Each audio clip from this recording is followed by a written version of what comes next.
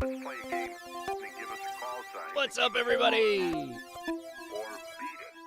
Let's play a Thank game you for allowing me to unpack my bag so that I have to then methodically repack it for this camp out that I'm going on. call sign and give us Hopefully you enjoyed the last video or last live stream. Let's play Maybe a game. helpful. Get your panties Don't know. out of I think some of those call sign or beat it. I think some of those items are good for day pack. You know, even if you're just doing a POTA, you're only going to walk a mile and it's on a paved route. You should still have all that stuff on you. I didn't include first aid kits. We've talked about first aid kits a ton with a ton of people. I have standalone videos on first aid kits. If you didn't already know this, you should have a first aid kit and you should have the 10 essentials on your person. And if you don't know what the 10 essentials are, Google it. 10 essentials for going outdoors. Got to make sure you have it. Okay. Title this video, Little Ominous, right? Little Ominous. What do you think he's talking about? Well, I was working on a video, as I do. I was working on a video for this little guy, this Baofeng Mini. In fact, I have two Baofeng Minis. And somebody mentioned last week, I think it was Dawn, N5SKT, mentioned that the Smokin' Ape, he had these exact radios. And he tested them, and he was unhappy with their spurious emissions. And you can see from his video here, no, I'm not getting a lot of Magic Card videos or anything like that. You can see here, look at this horizontal line. You see my finger? There's that blue horizontal line. So none of those peaks should be going above that horizontal line. It's part of the FCC spurious emissions purity requirement. What those are harmonics. That means that radio, a part of its fundamental frequency, which is that number one, that's where the radio is transmitting. But due to lack of filtering or something going on inside the radio, it is also transmitting on 5, 6, 7, and 8. Those are harmonics, even harmonics, up the frequency or a multiple of the fundamental. That means that you could tune a radio to the frequency with 6. 6 is at 732.56 megahertz. If you were in proximity of this radio that Smokin' Ape is testing, you would be able to hear that test on the peak of 6 on that same frequency. That's why we talk about spurious emissions, is you don't want to transmit on 1 where you think you're supposed to be transmitting and having your signal interrupting a first responder. And number 7, 879 megahertz, 800 megahertz, often used for first responders. I don't know if that exact area, not off the top of my head, but kind of surprising, right? So I don't normally go watch other people's reviews of videos because I don't want them to impact my thoughts on a radio. But because of this, I was like, wait a second, I just tested mine yesterday and it's not failing. And that's the topic of today's video. So here is my Tiny SA Ultra. Same thing as Smokin' Ape. Here is my Baofeng Mini, and I'm going to key up. If it's on, it works better if you key up when it's on. I'm on high. I'm on the calling frequency, and I'm going to key it up. And look at my horizontal line. See that blue line? None of the signals go above that blue line, meaning that my radio is passing FCC requirements. That's good. That's what we want to see all radios do, even inexpensive radios. And for a while now, Baofengs have had no problem with that. So I'm curious. The chat is like, what happened to the chat? Did I lose it? Let me refresh. I don't see anybody. Oh, there it is. Okay. I think we're good. That was weird. So I don't know what to think of all this, right? It's kind of something that has been talked about within the YouTuber community, if you will, on the radio side. Like, hey, do you guys think we get different radios? Like, maybe they're a little gigged from the factory, you know, some of those preliminary prototype radios? Why would anybody do that? Who's got the time to do that kind of stuff? I don't know. But then to have Smokin' Ape get one and his fail, but then mine don't, and neither of mine fail. They both pass. So I don't know. I'm going to open this question up to our friends on the Discord. So think of this as the icebreaker for the discussion that we're going to have later. But before we get to that, you're here likely because I mentioned the Ham Radio Crash Course After Chat. Well, what is that? Well, it's really just us hanging out, talking radio. We do it every Saturday after my major live stream, my 5 o'clock live stream, and we take your questions live. In fact, we want to answer your questions so badly that we give you guys the first crack at it. When we go in, I'm going to go in the Discord right now, and first timers, you get precedence. You get first priority for all your questions to be answered. So let's join the Discord right now and say hi to our friends. Let's hop on in there. Where is it? There it is. Oh, hold on. Hello. Da da da da da da da da da da da. I got the SK. Did it? I got the SK at the end. Okay, so Mark, apparently I didn't do it right. I mean, yeah, I messed up the last character, but hi, Josh. I was trying to say Josh. Da da da. No, H is da. No, I got messed the up S. the H on Josh. Ah, okay. I think I got a K. Anyway. Well, thank you very much. No. Hello. The J is the worst. It's one of the worst characters in Morse code. J sucks. Da da da da. Da da da. No, just da da da. Otherwise, that's one. Anyway, okay. Hello, everyone. How are you? CW tired. Oh yeah, how's that going? Great, depending upon who you ask. Voice-wise, well, I'll mark Soda Plus is in the chat so he can tell you if I'm wrong here. Sending it via voice, I'm great. On the straight key, forget it. I'm trash. Wait, so you can do did it, like you have no problem giving characters like that, but you have a problem converting that into. You never played a musical instrument in your life, have you? I was a guitarist as a kid, but not very serious or deep about it. Interesting. Because usually the keying of the Morse, particularly on a straight key, is the thing that people have less trouble, the copying. But I guess you're just saying with your voice. You might want to try just stepping it up and just go straight to iambic. If you're ever in trouble forming the characters, you might just want to go to 15 words a minute and just go with that, lock it in with an iambic.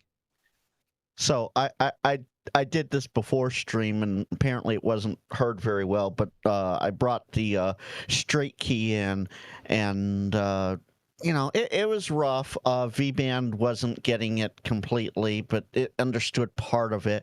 But I can rattle off da-da-da-da, da-da-da-da, da-da-da-da-da-da, no problem. I can call CQ vocally, no problem. Really? But putting it to straight key or to my paddle, different story. That's wild. V-Band. So I'll wrap this up with this. Let's do the dive intro. it later. Yeah. But I can sit there and tap it out and in my head, and what my ears hear sounds accurate, but what's coming out the other side is either half right or total gibberish. With that, hi Josh, I'll let you get on with the show. Thank you very much. Hello everybody. Thanks for joining us out here. Okay, so Douglas, you got something you want to mention? Okay, so I'll do the opening here. So this is our wonderful Discord, and if you scroll up, or if you join us and you scroll down to live-stream, that's the text chat you see on the right here, and then live stream-meme, and then live stream-after chat. That's the text chat, and all you got to do is make sure that you go into settings down here, user settings, and set a mic and a speaker. Headphones are preferred. Highly recommend headphones, okay? So that's all you got to do to be able to talk. But we open things up. First timers first. By the way, link is in the video description if you didn't catch that. First timers first. If you are here, never been here on the Discord before and would like to say hi or ask a question, come now. Any first timers?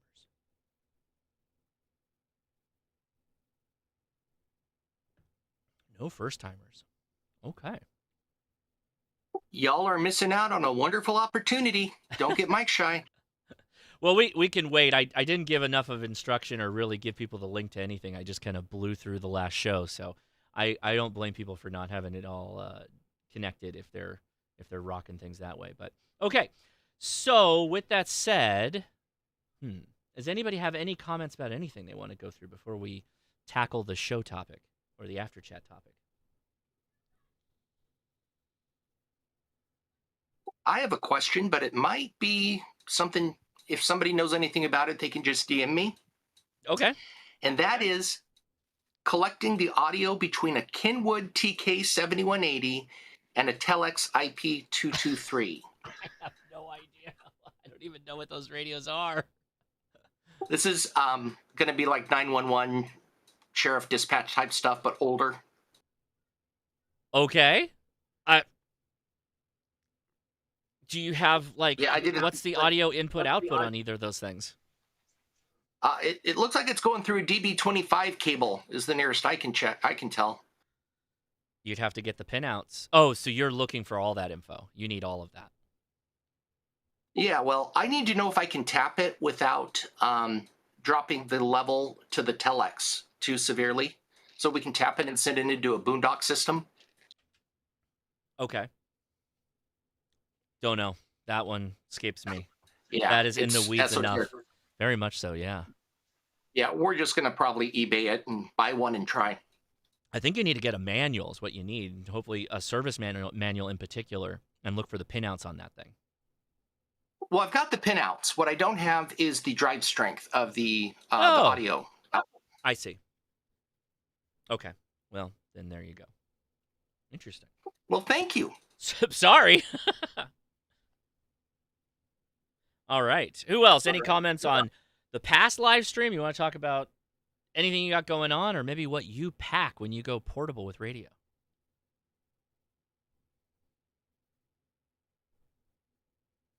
I got something I should have packed. Yeah, that's even better. Yeah, I like it. Go for it. There's activating a new park up in Canada, and it's like 3 degrees Celsius, and I dropped my toque on the way up, and I should have had another one of those. Ah, the old toboggan. Right on. Very good. Are you Canadian? I sure am, yeah. Well, I just saw the call sign. I wasn't looking, but with the toque, you gave it away. Right on, man. But yeah, that's particularly when you get to the summit. I've done that multiple times where you take the sun hat off and go straight to a beanie. That's like no joke. It's it can get cold up there. But did you Yeah, especially activate? after a big climb, yeah. Yeah, we got a new one at it's Schoolhouse Lakes Provincial Park up here. What radio were you running? That was an 891 on a Pactena 20-meter and fed. Nice. Very good. Very good. Cool. I like it. All right. Anybody else in there? Open comment period. Go ahead. We'll come back around for first timers in a second. See if we can pick anybody up. By the way, links in the video description for the Discord.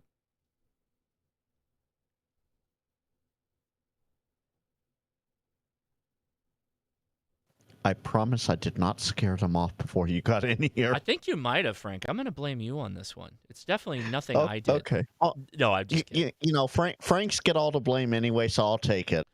No. Hey, some people just may be busy right now. I don't know what's going on, but yeah. What do we want to do then? Well, I do have one for you, though. Well, I think somebody's trying to talk. Hold on. Yeah. There was somebody that was jumping in there. Go ahead. Who was that? I barely saw a flash. So noise here. I would say one of the things for me that I've started to carry with me is a collapsible wagon, because I have a really hard time limiting my pack. I like to have, kind of bring too much. So carrying it is, really a drain. So the wagons are a real lifesaver. I just experienced this. We had a scout camp where there was no drive access to where we were actually camping. And one of the scout dads says, just in passing, he was like, "Don't forget your wagon." And I was like, "What?" And he mentioned like a beach wagon or something that you can, cargo carry stuff. Sure enough, one of the last things I did before I drove out was throw my beach wagon in my truck, and that saved my butt. Because if I was hand carrying all my junk to where we were camping, which was on a beach, that would have been a nightmare. So yeah, wagons can be really, really helpful. That's a really good point. One of the reasons for me that I don't get too into what y'all are talking about is I think for what we go through here versus what y'all go through there, it's a completely different situation. Because like when I was in Boy Scouts, and of course this was years ago, but we were more concerned about heat stroke and carrying salt tablets and just all kinds of things to deal with the heat, because it's hot here, and it doesn't really, even now it's October, it's running 72 to 80, 88 degrees during the day, which isn't too bad for us, but and typically we were camping over the summer. And over the summer, I mean, again, in Boy Scouts, we were doing it more in the summer, and it 100-degree heat. Yeah, you got to prepare for that, and that's why I was asking the question about what would you do different if it was really hot versus California cool. Well, so right? oddly enough, we have things in common there. So. When you're backpacking, particularly at elevation, you're straining your body more, and so hydration becomes extremely important. And so I was like telling my kids, I'm like, just keep drinking water, just keep drinking water. Particularly Edison, who had not really been in high altitude for hiking when we last went. So the tenets are the same, right? We get similar problems, not straight up heat stroke, but exhaustion, and there is altitude sickness and a number of other things that can happen. And a lot of that is handled pretty early by lots of hydration. And to be honest with you, we were looking at the sodium numbers, and some people in the chat were balking at it, but the reality is the sodium is needed. You need that sodium, particularly after you hiked all day, you depleted all your water, you're trying to keep it topped off, but you're losing constantly. And then you get at elevation, and just moving around slows you down, tires you out. You just got to keep chugging, and the sodium helps retain that, actually. So similar in that sense. The problem you have that we have then the opposite of is when you're at elevation, it's much easier to throw clothes on to stay warm than where you're at to take clothes off. You scouts really can't go running around like that to cool down. Like the cooling down while camping doesn't exist other than jump in the lake. Like that's the only other option you got, really. Or what's the back of the neck with something cold, even if it's just river water, or in the armpits, anywhere there's a close arterial area where you can get the temperature cooled down there, will drastically lower the body temperature, which that's straight up scout book stuff too. I mean, that. Yeah, and I'll tell you one thing that was funny to me anyway, still is to this day. When we were at scout camp and we were there for 2 weeks, of course you get there and it's like 100 degrees and you're like, we can't move. Yeah. And the tents were like on these pallets, and they were these like really thick tents, and they were all opened up so that the air would move through. And I don't remember mosquitoes being a problem either. I don't remember why, but anyway, so we would have all of that. We had shorts and very light button-down shirts. But what they told us, and it worked. It honestly worked. When we would go to our meals, they would provide us as much tea as we wanted to drink, and they said, okay, this is what you do. These were the counselors. This is what you do. You take your tea and you mix even amounts of sugar and salt in it, and just try it. You will taste watermelon juice.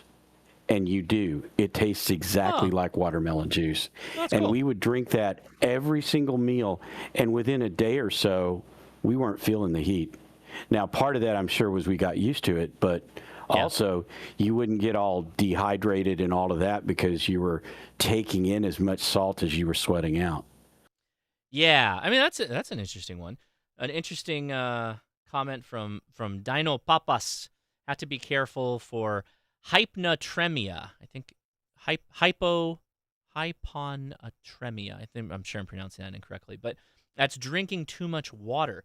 I gotta tell you, in all the times I've been backpacking, particularly at even like 5,000 feet up into 10,000 feet plus, that's never been my problem. That's never been anybody's problem. Everybody has other problems than drinking too much water. But I maybe that occurs. I don't know. Yeah, Yeah. your sleeping situation. It also depends on, going back to your question earlier about like how you sleep. Like I sleep cold. I generally just sleep cold. So I almost always throw something over the top of me. But when it's hot out, that sucks. It's hard to sleep in heat. There's just Yep. not much you can do about it. Right, right. And what the other thing that they did that helped a lot was we had cots. And I don't know that you would even carry a cot, but you want to get up off the ground. The ground has heat, and overnight it's going to release that heat back up. So you don't want to be laying on it. You want to be off of it. And I know, like, to some degree, when it's really cold, same thing. You want to be insulated from it at the very least. But with heat, you want to be off and away from it so that it's not overheating you while you're sleeping or while you're laying on it. Yeah, Douglas mentioned, carry a cot if you got your truck. Oddly enough, I'm going full bougie camping with the scouts when we do car camping. I got a cot. I got a Gazelle tent. Push that thing out in 2 minutes flat, and I throw the cot down, and I sleep fantastic. I sleep great now. But, yeah, I grew up just sleeping on the ground like everybody else. Still do that for backpacking. Yeah. But, yeah. It's kind of fun that the Army even gives you a foam pad to sleep on to keep you either away from the hot or the cold. Yeah, no, so we didn't go into sleeping pads too much, because that could be a whole half of a show. But the inflatable sleeping pads are generally what people are using now, right? The ones that get about, so thick, about 2 inches or so. And those air mattresses, even the little thin ones that you take backpacking, they have a R value. And the R value is basically exactly that. It's a radiant barrier, both from the ground, from heat, and cold, from pulling the cold out of you. And that's one of the reasons why I use a quilt, is I get a high R value pad, I sleep on that, and I put the quilt over the top of me. I don't need to flatten the bottom of a sleeping bag, because it's not really down isn't going to do anything if I'm laying on the top of it. It's that inflated pad that's going to keep you warm. And so that's the way I go on that. But a lot of hammock guys in the chat. I love that. I'm considering getting a hammock, but it's got to be one that has like an under quilt for being able to be in the 30s and 40s is generally, where I find myself in the evenings. It's got to be the full setup. Yeah. So I need somebody to like go get some of that stuff, and I'll consider it.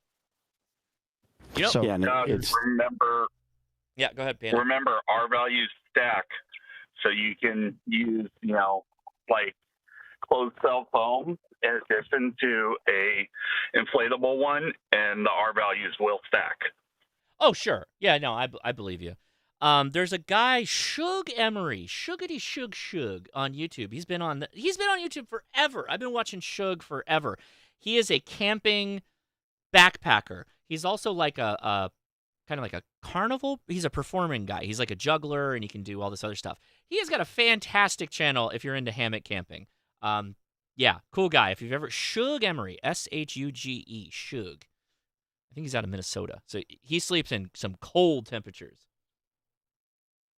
So something that I know it wasn't brought up during the mainstream, but there are two things here. One, medicine and first aid. What you got that covered? I know you do, but You didn't hear my opening of the video? of the after chat, no. Yeah. I keep it open but muted. Oh, so well, thanks for listening, Frank. No, so I mentioned that I have having fun. I have multiple videos on first aid and that kind of stuff. So I didn't cover that because we've had so many other things. I wanted to talk about the cooking aspect of this. Yes, the assumption is you always have to have your 10 essentials. You always have to have a first aid kit. So if I didn't say that, I didn't. I should have mentioned that. But yes, always pack your first aid kit. And then the second thing, and then I'll shut up again for a little bit. Not only do you have Joda weekend and SSTV weekend next week, you also have the New York QSO party, the Illinois QSO party, and I hope that camp spot is in a POTA park because next weekend is POTA Support Your Park weekend. Is it really? Oh my God, what a Yep, weekend! the 18th and 19th. Let's figure out Yep. where I'm gonna be. Let's figure out. I don't even know where I'm. Okay, I'll say this. The other thing is, I don't know where we're camping. I don't know. What email do we have? Let's see. Well, as long as somewhere within Angeles National Forest, you're in the POTA park. So start logging those contacts for POTA. Do y'all ever travel out of state for camping, Josh? Or? They do. For the summer camps, they do. But California, we don't really need to go anywhere. If anything, most of the troops come to California. Oh, yeah, you do. You need for to Jamboree. go to Arizona. Arizona for the high desert. You need to learn how to camp there. So we used to go, because we didn't have mountains, we would go up to New Mexico so we could get up into the Rockies. Because otherwise in Texas, you're not going to find it. So in New Mexico is Philmont, which is a huge scouting property. And almost every year, a group from the troop goes to Philmont. Philmont is a 4, 7, or 11-day backpacking trip. You can scale it to all kinds of different things. And there's tons of activities. And that's a big effort. The backpackers go really, really huge. Oh, what just happened? They need what do they need? Oh, I literally had, I shouldn't have looked it up. I looked up the troop in my email box, and there's so many emails I haven't read. But I'm trying to figure out where we're going. Where the heck are we going? And Dawn, isn't as fun as it sounds. I don't know, man. I'm doing it. I may do it next year. I haven't decided if I'm going. Oh no, I might do it. Yeah, we'll see. We'll see what I do. Yeah, we didn't do Philmont. It was just like we would go up to Red River or somewhere like that and camp. Dawn, we have high desert in California. You don't got to go to Arizona for that. Yeah, we got desert, dude. Oh, I know. We got low desert, high desert, whatever desert you want, we got it.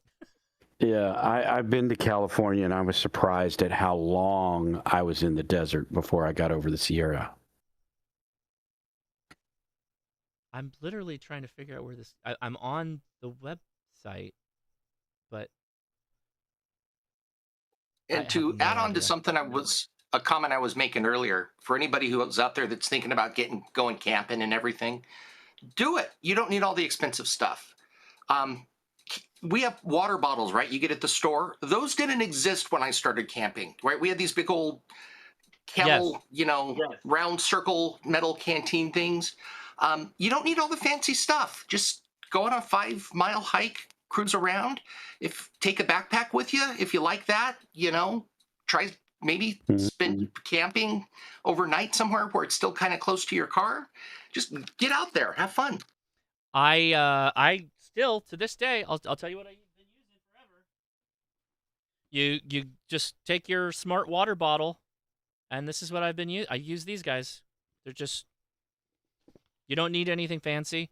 Now, I have tons of fancy stuff, but I argue it's because, I jacked up my knee when I was younger, and that's it. I won't go out as much if I don't make it comfortable for myself. I'll handle a lot. I'll be dirty, filthy, hungry, the myriad of stuff, uncomfortable even to sleep, but if my knee can't work, I'm not going to go, and I want to go. So, that's the way I look at it. Yeah, I probably shouldn't say anything. What? What are you talking about? Well, it's funny to me because, do you find a lot of women that like to do that kind of thing, like going out and getting dirty? There are some, I know, but it's not nearly like what I'm telling you us guys do. Don, Don, I got to tell you. Okay, I've said this before. Listen, I went through Scouts. It was called Boy Scouts. I get it. The conversation of they're letting Girl Scouts in the Boy Scouts. Some of our best hikers are the girls. The most situated, have been out the most, have done Philmont the most, are the girls. And the moms have to go with them. It can't, the dad, of course, can go. But there has to be like a scoutmaster or some kind of an adult for every number of kids. And the moms are generally the ones that are going. And they do great. a lot of them are like first timers too. In fact, this camp out that we're going on, there's a lot of the moms that are going to be first timers, and they're gung ho about it. They're totally on board. I'm like, heck yeah, it's awesome. The practice hike we did, there was one of the moms. She saw where I went, and we were in a camporee a while back, and she had asked me a bunch of questions about hiking and stuff like that. So she was hiking with me and the patrol that was in front of us, and she had all kinds of questions. She was like, okay, so you do this, what do you do about this? What do you do about that? And she was asking questions about the food, because there's not going to be any open flame, no heaters, you can use heaters, but you can't use, stoves, right? Really good question. She's, all gung-ho about it. I'm really excited. Yeah. Maybe I'm thinking of it wrong, because I know, again, when I was a kid, my dad loved camping, and my mom would always go with us, and she would enjoy it. She was all for it. But then, I married my wife, and of course, I grew up doing the camping and everything. She would have nothing to do with it. And there were so many people that we were in her circle of friends. It's like, oh no, we'd never do that. Oh, can you imagine being out there and being dirty so I might have just been around the wrong people. I don't know. I think there's a lot of mind ladies if I hop in? Oh yeah, Mark's here. Yeah, absolutely, man. Come on in. Well, so as somebody who did film on when I was in Boy Scouts, I have a very fond connection to the place. It was an amazing trip. And one of the things that stuck out was during that trip, we ended up hiking with a troop of venture scouts. And they could be girls. And in the 1970s, the Boy Scouts allowed girls to be venture scouts. And so the troop that was hiking with us was all girls. And we had to work very hard to keep up. And this was not a recent thing. This is a while ago. I mean, girls have always been out there getting dirty and making the boys work harder. Yep. Yeah, I like I said, they're totally capable. No, I look at them no differently than the boys. In fact, there's a couple of the girls that I'm like, you got a bit of an edge out on some of these boys. They absolutely do a fantastic job. So I will be in the Los Angeles forest. I know that's a POTA. We're actually going to be by Mount Pacifico. I'm looking this up as we go along here. I'm trying to find out exactly where I'm going to be. But yeah, assume that it will be a POTA, although I will be focusing on Parks on the Air. But yeah, I'm going to be in and around, let's see, the Chileo campground. We won't be there, but we're going to be around that area. So that's off of the 2, kind of by Strawberry. It's in between Strawberry and Pacifico, which, we obviously did the Pacifico hike years ago. So I have to just find where that's at. Where is Pacifico here? Have you been to that area, Mark? Oh yeah, that's a gorgeous area. You're going to have a great time up there. I don't know where am I? Oh, I'm in the wrong area. Jesus, I'm not even in. Yeah, so it's the Angeles National Forest. That's where we'll be. I wasn't even on the right map. Wasn't even in the right area. Any chance you're going to go activate Pacifico? That's a nice little 6-pointer. No, I'm going to stay with the troop. I usually don't get crazy. But it's JOTA. It's Jamboree on the Air weekend. Panda Ham, you got a hot mic. Yeah, I was waiting. Oh, go ahead. I didn't want to jump in over you. So I gotta throw my 2 cents in as far as what Don was asking in terms of girls going outside. Prior to my wife's passing, we went camping a lot. And, she was on dialysis, so it was a whole ordeal, and we still made it work. And, good for you. And I'm going to throw in my 2 cents and do a shameless plug for my favorite backpacking YouTuber. Ditch the smart water bottles, go Masma Designs, and get yourself the Migo. They are fantastic and fully compatible with the Sawyer sleeves. Wait, so you got a little soft. Magma Designs water bottle? Masma Designs, it's called the Migo. Miranda Goes Outside is the YouTube channel, and she designed a water bottle that is designed to replace smart water bottles. I tried to buy this stupid thing. It's sold out everywhere. Yes, I want. Check her out your own gear. I did. They're sold out. That's exactly where I went. Oh wow! I was able to get 3 of them. So Nope. You bought them all. welcome. Yeah, no, it's they're awesome. I love them. It's my everyday carry. So let's see. This is on eBay. Go ahead. Oh, sorry. I think that was just the background. So yeah, sure enough, here it is. This is the water bottle we're talking about. FYI, it's the same dimensions as a smart water bottle, but the big thing about it is the top completely comes off. No, you don't. Well, maybe I do want to stay hydrated. You let me know. But that's what I want. I want the orange top one. But yeah, you can swap out the lid. The reason why you want to do that is when you're running a water filter, you just want to scoop up the water with a big open mouth container, and trying to get water bottle into a small little hole sucks. So I would love to buy one of these, but they're sold out everywhere. I didn't mention it, but a really great spot is Garage Grown Gear. This has quickly become one of my fastest backpacking item pages that you can find. Why is the homepage? I'm gonna drop the link. So they have everything, and a lot of it is geared more towards the lightweight folks. So you'll see a lot of stuff that's kind of expensive. Don't get me wrong, but they still have stuff under $10, under $50.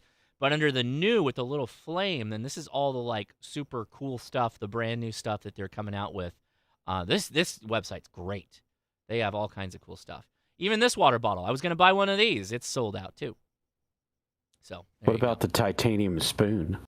Oh yeah, I got the Tokes. The Tokes titanium spoon. My Amazon list has most of my items. That's linked in the video description for the stuff I carry, including the Tokes. The stove I use, although I won't be taking my stove. I'm very sad about it. I love my stove.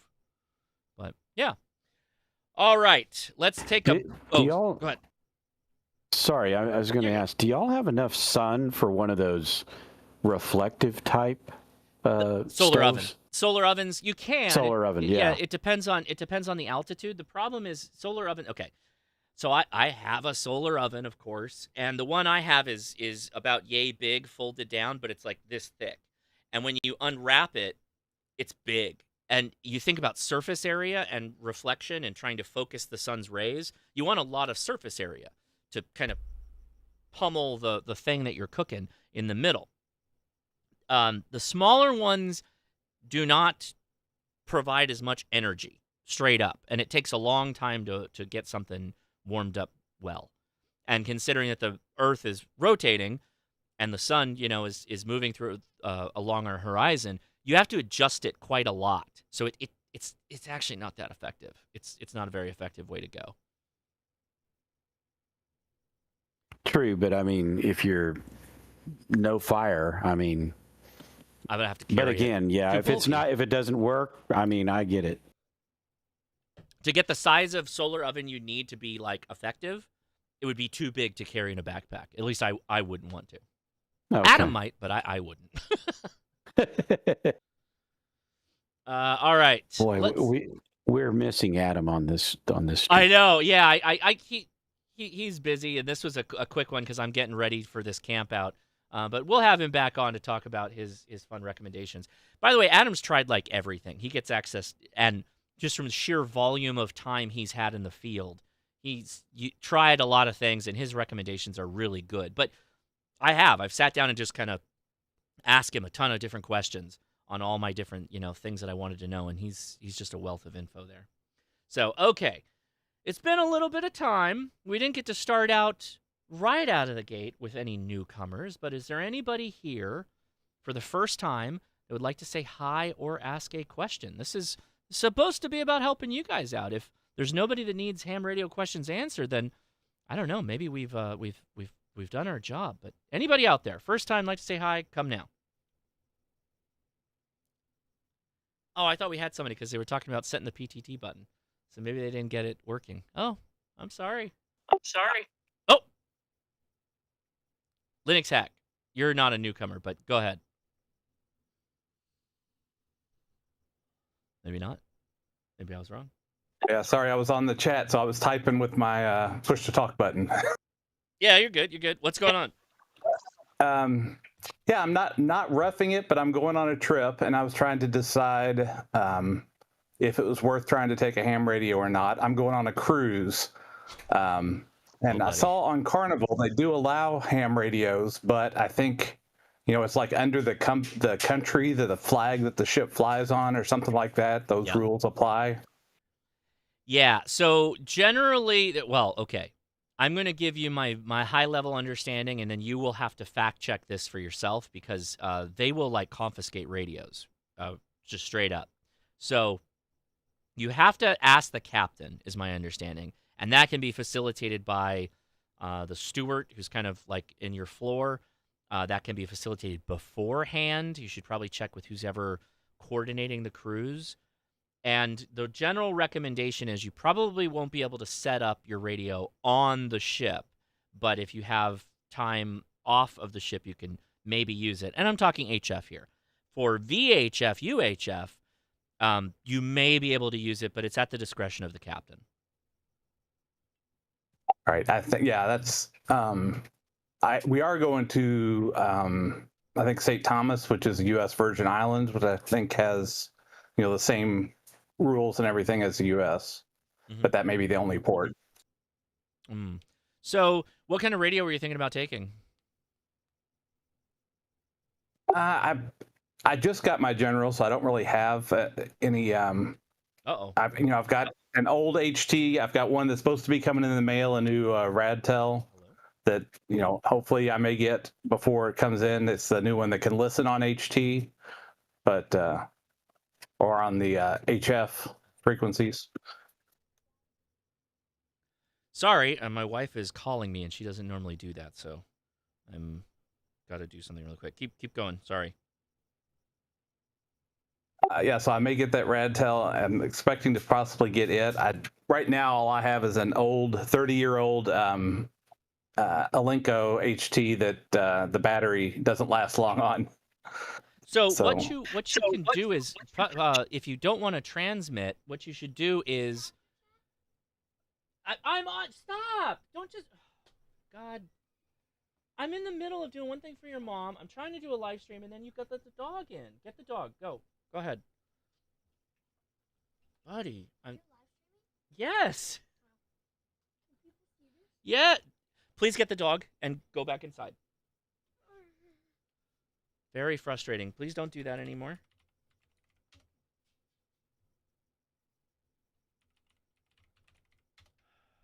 Sorry. Very frustrating. Sounds like dog life is almost as good as cat life.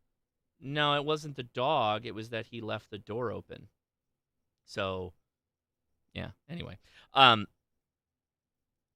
Maybe if you can't do HF, like transmitting from the ship, what you probably can do, I think that the transmitting is the problem. So maybe just bring an SDR and listen. Software-defined radio. Bring your laptop, be able to run a software-defined radio, listen that way, hear what's going on with a whip antenna from your room. I don't think that's against the rules, a receive-only radio. I think that would be fine. But somebody correct me that's done the cruise ship. Oh, hey, Richard, thank you for the super chat. Or memberships. Thank you. That's amazing. Love that. Is there any problem with bringing a receiver onto a ship?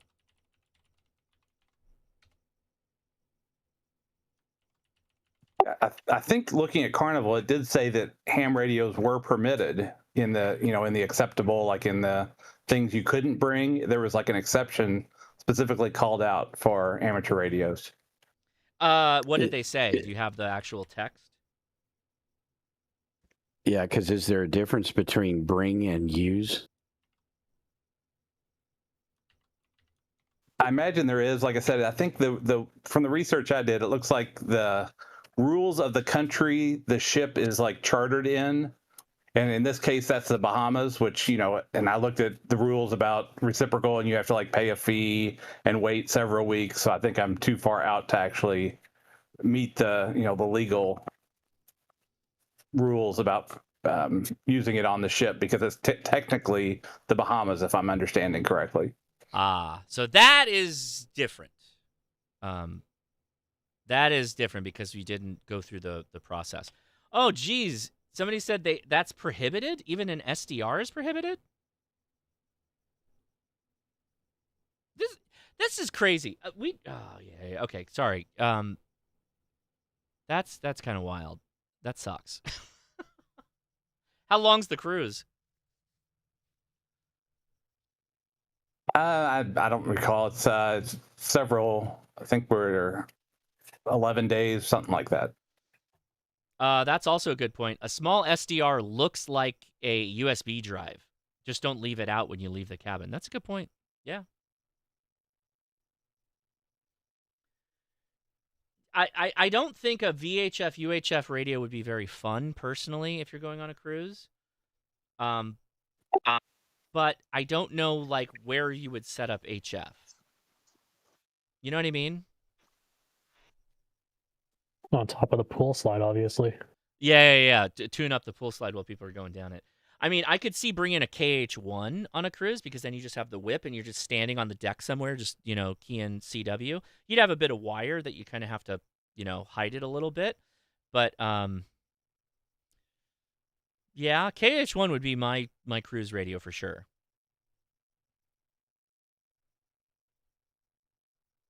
Okay, well, thanks for the input. I appreciate it. Yeah, absolutely. All right. Maybe last call on newcomers. Did we get any newcomers show up? First time, never been on before. Like to say hi or ask a question. Come now.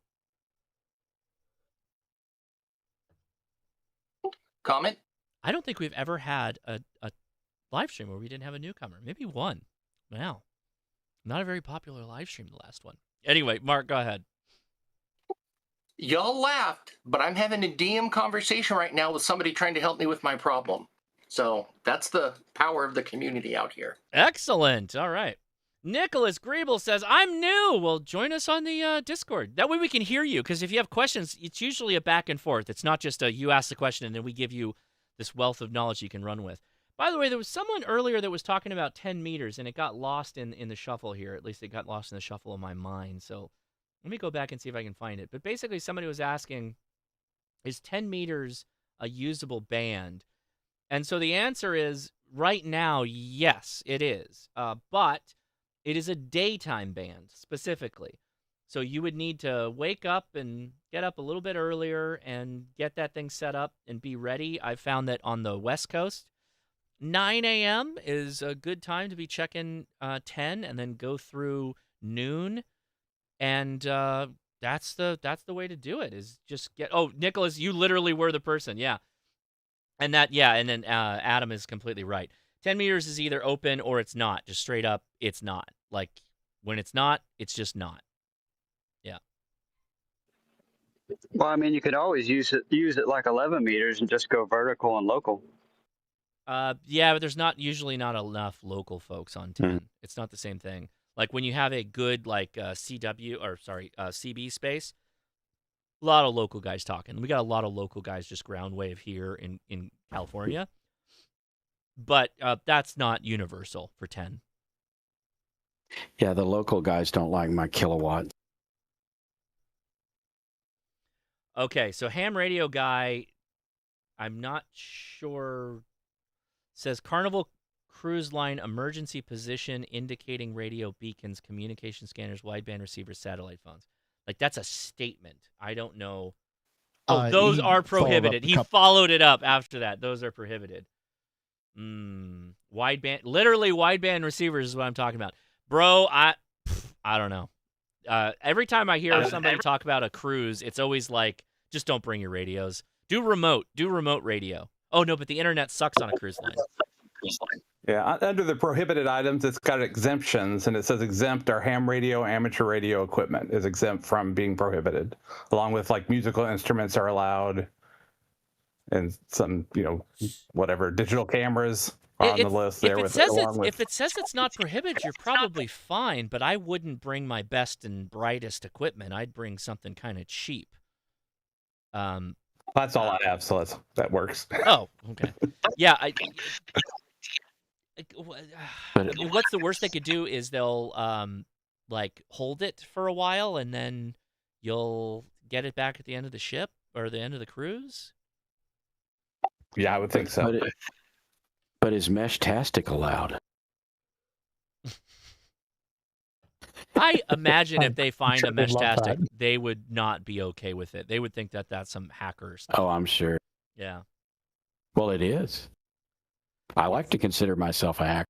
Oh yeah. You hacked on? Yeah, simply because I have to pen test occasionally. Yeah, you do. Confiscated. Yeah, that's exactly right. Confiscated.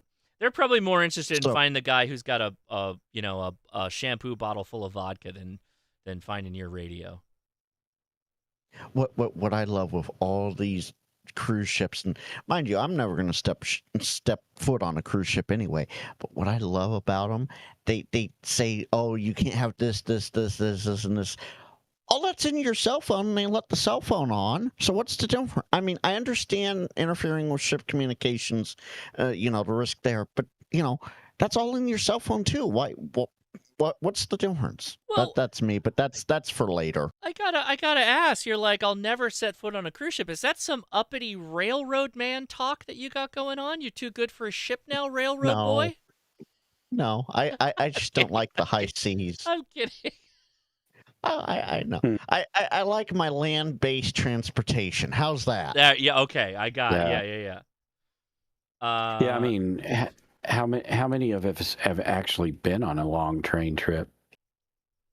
But besides me, no, good question. Oh, I have. Oh, hell yeah! I love trains. Anyway, never mind. I want to do the Empire Builder at some point in my life to take it from the West Coast all the way to Chicago or wherever it goes. That would be so there's 3 trains. There's the Empire Builder, which is Seattle to Chicago. That's it. There's the Portland section, which goes from Portland to somewhere in Idaho or eastern Seattle and meets up with it, and then goes east. There's the California Zephyr, which is Emeryville by definition.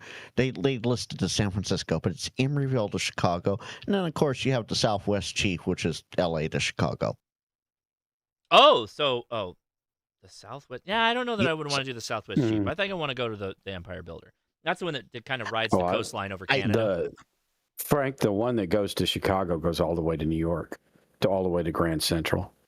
Don, technically, it's a transfer at Chicago to get to... It's a transfer in San Antonio, too. Technically? Don, he gave you the pushed up the glasses. Technically, Don. Technically. I know. But I've been on it. I've ridden it all the way from California all the way to New York.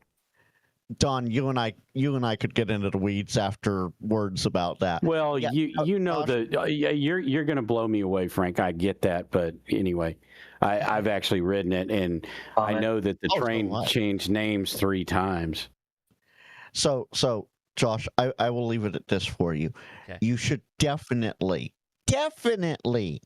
try all 3 routes, because it's the Northern Transcon, the Empire Builder, the original Transcon, which is the California Zephyr, and then the Southern Transcon with the Southwest Chief. So all 3 are worth the trip. Yeah. And when I was going, I ended up, because of the way the company did the accounting, I basically got a family room, and Frank can tell you what a family room is. That's the biggest one they make, or as far as I understood, anyway. That's the biggest room that they make. Don, and then all meals are free, everything. You're doing it wrong, Don. I have them hook the train up to my family car, and I just live out of my family car. That's actually the best way to do it. So I don't know, Josh. You can't get to the dining car that way. Go ahead, Frank. Josh. Actually, I know that there is. I know that this is a thing. There are private cars, yes, but Amtrak is cracking down on having them ride the rails attached to Amtrak trains. There's been a whole fiasco about it lately. We can dive deep into that in hour 3 if we want. It's a fiasco. We're fiasking out here. All right. I just wanted to comment more about that train thing. Go ahead. So I've actually taken a train from Chicago all the way to Los Angeles, did the transfer about 2 hours, all the way up to Seattle, spent the night, and then came back to Chicago all within about 7 days. Not bad. Yeah, that's nice. Oh yeah, that's a nice trip. So that was Southwest Chief, Chicago to LA, Coast Starlight, LA to Seattle, and then Empire Builder back to Chicago. Wonderful trip. Yeah, our scout troop suggested it.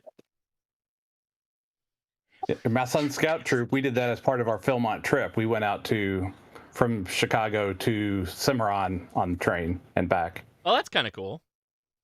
That's Yeah. pretty cool. Yeah. I would not, for a lengthy trip like that, I wouldn't recommend coach, but, people do it.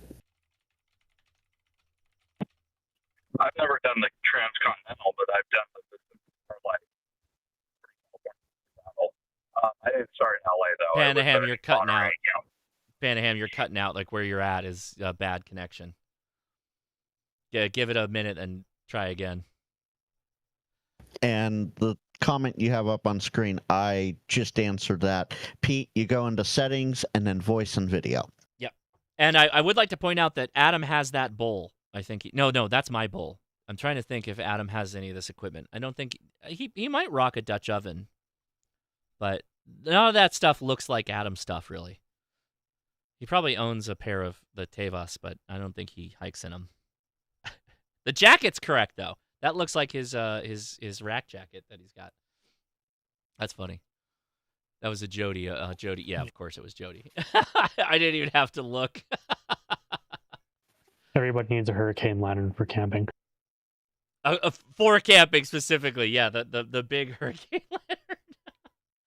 Oh, man. Okay, so let's break from that. Let's talk about this spurious emissions thing. So what do you think's going on here? So going back to talking about, our buddy, the Smoking Ape, he got a set of these Baofeng minis, and they're dirty, right? 5th, 6th, 7th, and 8th. 7th is marginal, but they break the line. They're not allowed on amateur radio. Actually, they're not allowed for Part 15. Part 15 FCC compliance for any of the services would not allow these radios. So GMRS, FRS, commercial radios even, land mobile, first responders, you name it, you would not put a radio like that out into the field. Now, this is VHF we're talking about. When you get to UHF, the rules change. Well, yes, I know. Interstellar, I know it's for real. I'm not questioning Ape. I'm saying I did the same thing as Ape did, right? Did the same thing as Ape did. Demonstrated it on the show. And I contacted him. I contacted him this morning via Discord. And so just to catch everybody up. So here's the same radio. So here's VHF. Watch my line, that horizontal line. There's the harmonics. You can see them. And yes, that 5th harmonic has the least suppression, it looks like. And it's fine. Mine are totally clean. So you got the good one because you got the bigger channel. Is that what we're supposed to say? But see, that's not good. That's not good. That's scary. We don't want that. That's everybody should buy the same radio, get the same radio. So is this a QA problem? Is this a problem that they have in their quality control? Like, what's going on here? My guess is yes, and that's the problem I have with some of those radios is if it's good for you and bad for him, then I'm not going to take the chance. Go ahead, question. Comment? Yes, a question, comment. You guys, for both the radios, if we can get the FCC IDs off of yours and Ape's, we could look it up and see who was the lab that tested these. Are they coming from the same certification lab? Because we just had the FCC ban some of the labs that were not, good or following, the best practices or the required certifications. Well, they're under the same FCC ID. They don't. It's not the serial number specifically because I don't even think we have the capability to look up where a serial number comes from. But the FCC ID that they're running, and by the way, the FCC ID for these radios literally calls out UV5R Mini. So it got tested. It got tested for Part 15. I think that is correct. Yeah, what Interstellar Starman is talking about is correct. The testing is done by an independent lab, and the FCC busted some of the independent labs that the Chinese were using because they were run by Chinese companies, and they were allowing radios through that actually didn't pass. Oh, I believe and so that. the FCC busted them. Well, so what he's saying is go back to the ID, look up the information from the FCC, and see what lab tested it, and is that one of the ones that got busted? Well, here I'll do that. We'll do that live for you. Hold on, let me. I'll let you super sleuth look it up while I continue the show. But you guys can look this up on the FCC. So where is Frank? Get on that. Here we go. Ready? Oh, right. Enhance. Yeah. I mean, you would think that they would revoke the type rating if they busted the place that tested it, right? Yeah, and so this is one of those interesting spots where, again, put my arm directly in it, Josh. So you can, as an amateur radio operator, as long as you keep your radio, we know this with Motorola radios that have been reprogrammed for use on amateur radio frequencies, it doesn't have to be type accepted for amateur radio. If it works on amateur radio, you can use it and meet spurious emission requirements. It's totally fine. Everything's totally legal in the FCC sense. So it's not a problem of using a radio that's not for amateur radio on amateur radio. The problem is the spurious emissions. You should not operate a radio with spurious emissions on amateur radio or any radio service. It's not like hams are the only one that cares about this. It should be everybody cares about it, and everyone should say, no, we won't run these radios. So my curiosity is like, how far does this go? What's going on here specifically? I don't know. What do you think's going on, guys? That's my question here. So I will add 2 bits of info here. One, the FCC ID search page is down because the FCC is down. So we're not able to look up right now. So can I go back let me go back and say it's the radical left Democrats that shut down the government. This is literally off of the FSUSDA.gov website. What is going on in our country? Okay, go ahead, Frank. And I think some of the other sites Panda, hold on. Frank's in the middle of something. I think some of the other sites say that too, actually, which is scary. They do. They all say a little different flavor of it, which is hilarious. Go ahead. So, I'll be honest. I haven't watched your video yet. I've watched Ape's. I don't have a video out. I'm working on the video, and because of what Dawn said, I think it was Dawn said last week. Ape tested his. He doesn't like them. And I was like, what the heck? I just tested mine like today, the day that we did the last after chat. I didn't have any problems. So that's why I was like, wait, what the hell's going on? So was yours sent to you, or did you grab it off of Amazon, AliExpress, whatever? We got our radios sent to us by the same company. Oh, see, they're playing favorites then. Why that would much they? Is but see that's not true because Ape is well known for testing radios. That's what he does. Like that's where we're like, yes, Ape, yes. I'm aware. Yes, but and you are three times bigger. Or they think I'm stupid. You call that out. No, he calls it out too. He calls Frank's no. correct. So hold on. Let me finish here. Go on Amazon as Joe Schmo. I'm trying to. I bought the prison variant of this, and it's stuck in what is it, customs? It's stuck in customs. It's stuck in customs right now, which is hilarious because it's a transparent radio. What do they think I'm smuggling in it? What's even funnier is I hope it's not coming via UPS, because apparently UPS has said no, we're not delivering any more from overseas, and they're returning stuff. No, it's like Quanjiang traffic. Okay, shipping service. Oh, it could be direct last mile from UPS. That could be what's going on. Maybe, but my suggestion, you already know this anyway, but I'm saying it for YouTube and everything. Go out, get your own radio off of Amazon, and test that one. That way, you have a control subject and a non-control subject. Yeah.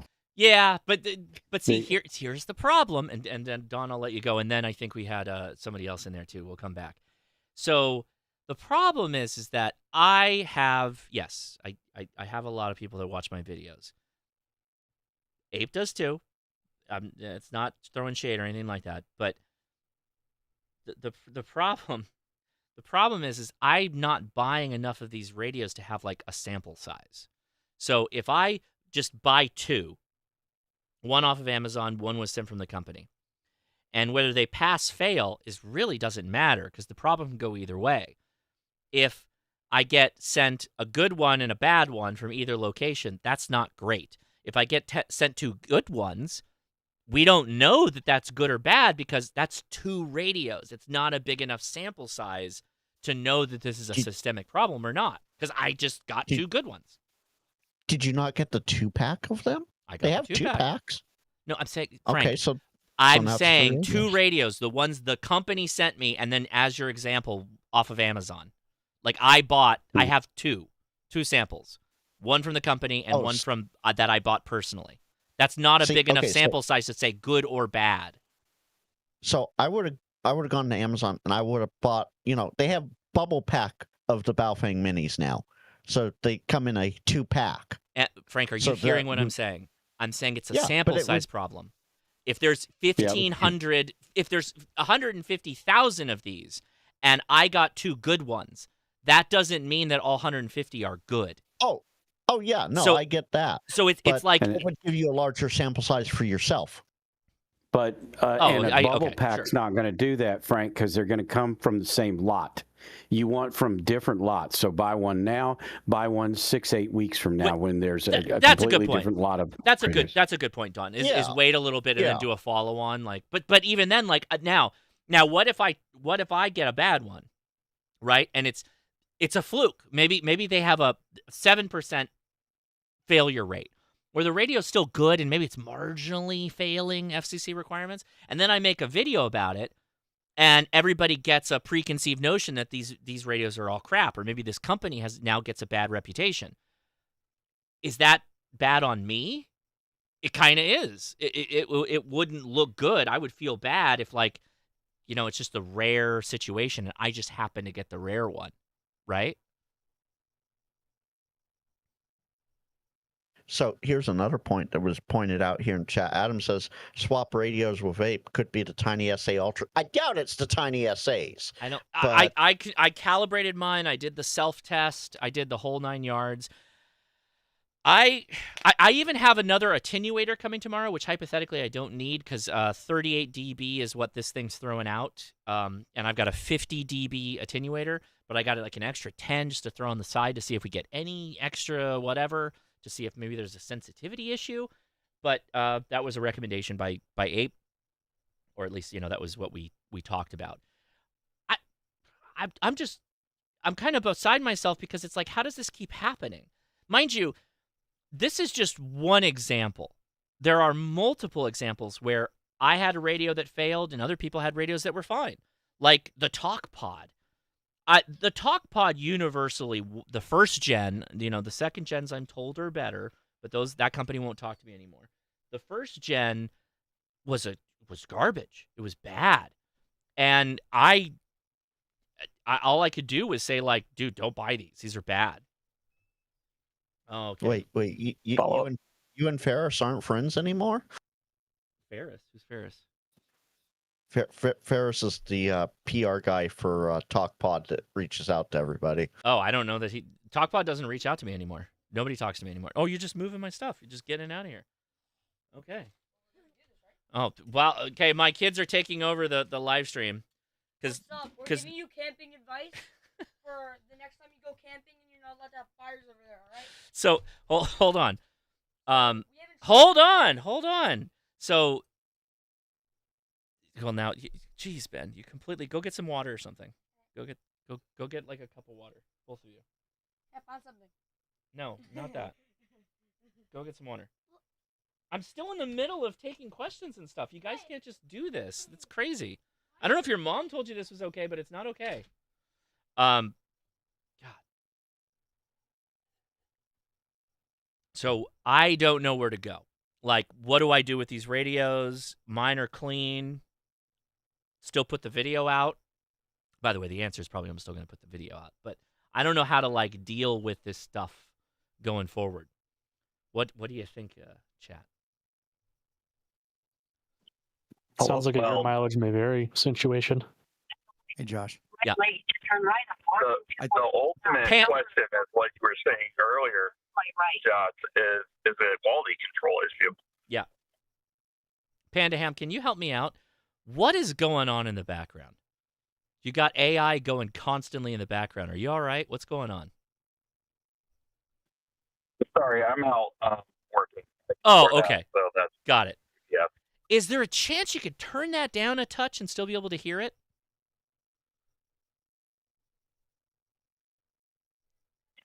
I turned it down. Hopefully that helps. Okay. Yeah, it probably will. Thank you.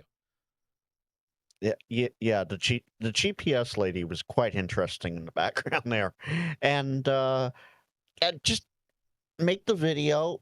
Give your opinion on it, and let people make up their own minds. As someone said in chat here, I don't think everybody, especially Baofeng owners. No. I'm not trying to throw shade, but most Baofeng owners aren't going to be doing their own spurious emissions. Yes, should they have an informed opinion based off of what the internet in general says? Not just one person, but in general, yeah. But I don't think they're going to be doing their own stuff. And, make your video and let the people decide whether or not they want to use it. If they use it, it's their problem. Yeah, so, by the way, I screwed that up. Hold it, there we go. By the way, everybody, who was it? Should we test our own? Somebody else said, should we test our own equipment? Yeah, test and test more. Right. By the way, nothing that Ape and I are doing is like black magic, right? So if you search TinySA, by the way, I have links in the video description. So the TinySA Plus just came out, and what is going on? Oh, electronics, that's why. So search that up. So TinySA Plus, by the way, $169 is not that bad. It is more expensive than a Baofeng, that's true. But then you pair it with a, let me find the 50-watt attenuator.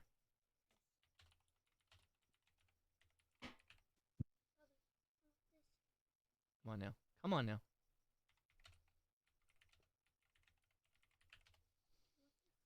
So 50 watt, where's the big one? This guy. Is it this one? Let's see if these are the ones that have the options. Yeah. So you take a 50 watt and then you put like 50 dB behind it. It's $40. That'll work fine. You put that on each end, right? So you put that in between the radio and the SA, and that's how we test it. It's really that simple. These devices have made it incredibly easy for hams to test their own equipment, and they really should, because then you can come up with, then we can have a bigger sample size, because then everybody can be like, hey, I tested mine. Did you test yours? I did. Mine's clean. This one's not. This one's good. This one's not. We can get an actual sample size on what's good. So what are we testing? Is it just HTs? VHF. Because I have never seen anybody test a mobile radio and test harmonics on it and do all of this stuff. I'm always hearing it on the Baofengs and all of that, but I mean, I'm sure the equipment is quite different when you're doing a mobile, because you can't get it down to, in some cases, you can't guarantee you're down below 5 watts. And even then, can you just do 5 watts, or do you really need to push it all the way to 50 and make sure 50 or 65 watts still works? So you probably still maintains it. I think you probably do have to push it to like 50 watts, particularly if you're testing mobiles. But yeah, to be honest with you, you're not wrong. I don't know of I don't know what kind of an attenuator you'd have to buy to be able to handle that.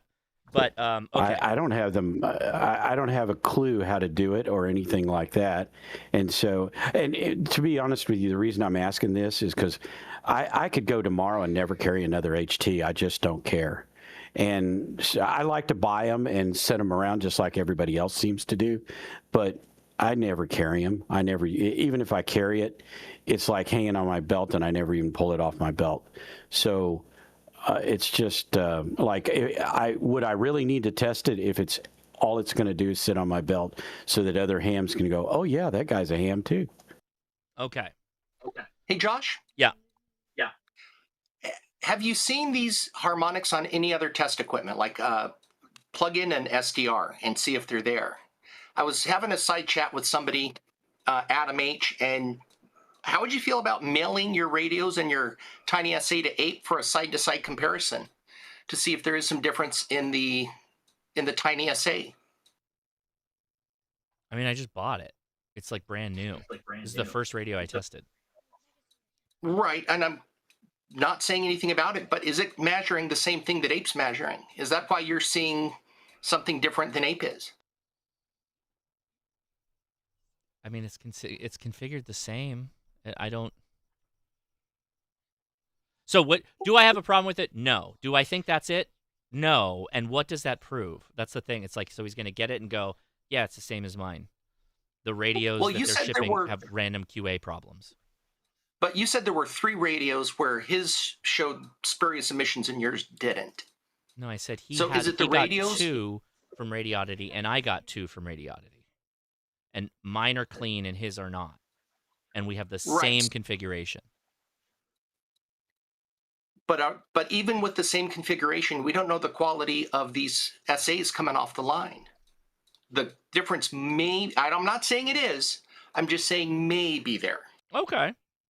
That's true. Possibly. Okay, hold on.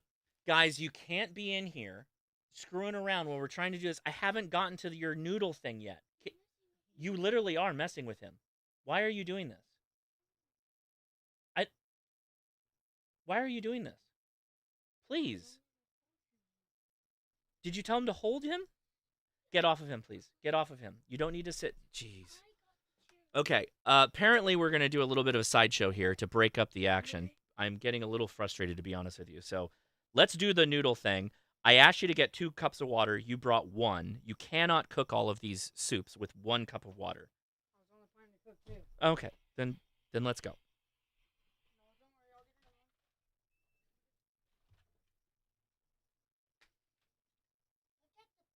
Stop talking about stuff right now. Okay, I'm getting frustrated.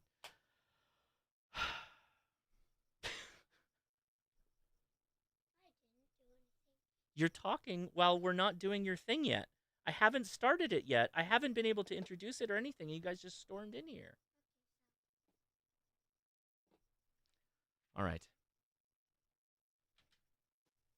So for the group, I was able to do the research on that FCCID. The database, yes. No external databases have got the information yet for those specifically, but looking at the historical filings from that organization, they were all going to the same lab, and that was not one of the blacklisted labs. And then also the other consideration versus doing the independent testing, maybe let's see if we could find a lab that you and Ape could send the radios to for testing in the US, like accredited there. That may be an option. We might be able to find somebody that would do that for free as just another possibility. That might be the best way to do it, is actually send it to a real lab. I'm actually curious about that. Josh, you got that HP service monitor still? I don't have a HP service monitor. I thought you had an HP service monitor. It's Motorola, and it's old, and probably not. As long as it's calibrated. I don't know that it's calibrated anymore.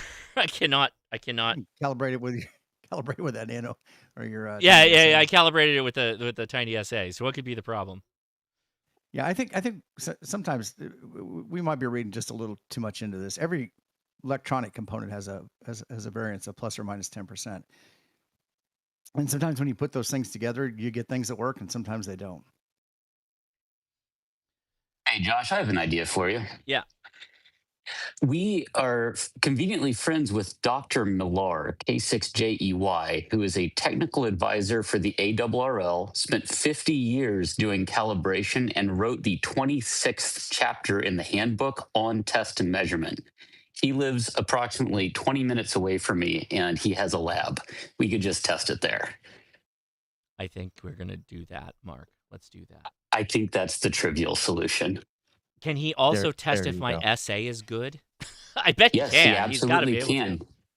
to. He even has things like a source that uses the thermal mass of oil to perfectly calibrate the power output of stupidly high power stuff. And he's got everything from megahertz through tens of gigahertz. So wow. Yeah, Okay. we can just, if you haven't seen his garage, I'll text you a picture. No, it's I pretty haven't. awesome. Okay. All right. Well, I'll drop it in the chat. Mark is going to solve the problem, guys. We now have a problem. Of course, there's a ham who has bought a ridiculous amount of stupidly expensive equipment, and that is the way to do it. So that is exactly what we will do. Assuming he's okay, well, he doesn't even have to let me make a video. I just want to know the results, and then I can report back. So, interesting. But now, Josh, we got to get Abe to send you his Baofeng to get a side-by-side comparison. Oh, maybe he sends me one of his Baofengs, then I take it to this guy, and then we do the whole thing. Yeah. Yeah, and you take your Baofeng, you take Abe's Baofeng, and you just do the whole thing. Maybe that's the way to do it. Okay. Okay. That I like it. I like it. Okay. I like it, Mark. I think you have a solution to the problem. All right. This is not going to end until I let these kids do this little thing that we talked about briefly. All right. So, there was another option for cooking, and it is these Asian noodle things. So if anybody didn't know this, you ever watch the anime Cowboy Bebop, where Spike Spiegel has a pull string on a cup noodle and he rips it and it heats it up immediately? That's kind of what this is. These are like noodles that have MRE like heating pads in them. The problem is they're bulky. So which one do you want to eat? We're gonna try all of them. I'm not going to do all of them on the show. So each of you get one. This one because this is the only one I can have. Which one do you want? The boat noodle. Okay, and Edison, you want the other one. Okay. So take this. Okay, that's yours. Take this. Tom Yum, say that for me. I will eat the Tom Yum. All right. So, sorry everybody. While you're watching, go ahead and for those of you that are like, hey, I'm thinking about joining the Discord. Well, with this intermission, you have time to go get your Discord set up. And these are the ones that Leia was talking about on the podcast? So you have come on now. It's an interior cup below a bottom cup, and you heat up the water via the, you got to put water in the soup on the noodles as well, but okay. Now you guys got to move so I can actually get over there to do this. Unless you're going to do all the doing. I don't know. Well, you got to do this. I'll let you do so this is yours, right? Ben, this is yours? Okay, let me get Edison started, and then you can do yours while we wait on Edison's to cook. Wow. Knife.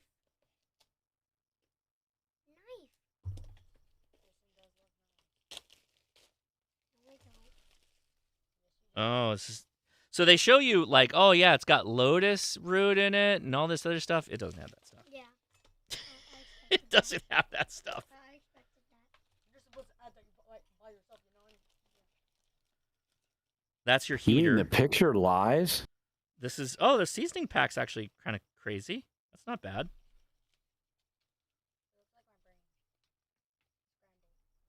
Okay, you got to move out of the way because you're blocking the. Okay, sit down.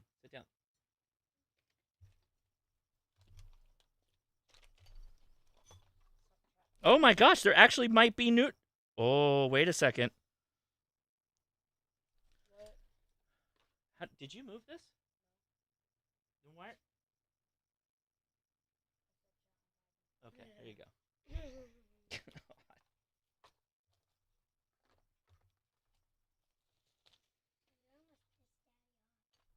No, you did. Because you won't stop yelling in the background. I'm trying to. That's my brother. That was you talking. No, it wasn't. Do you want to do this or not? Okay, then stop.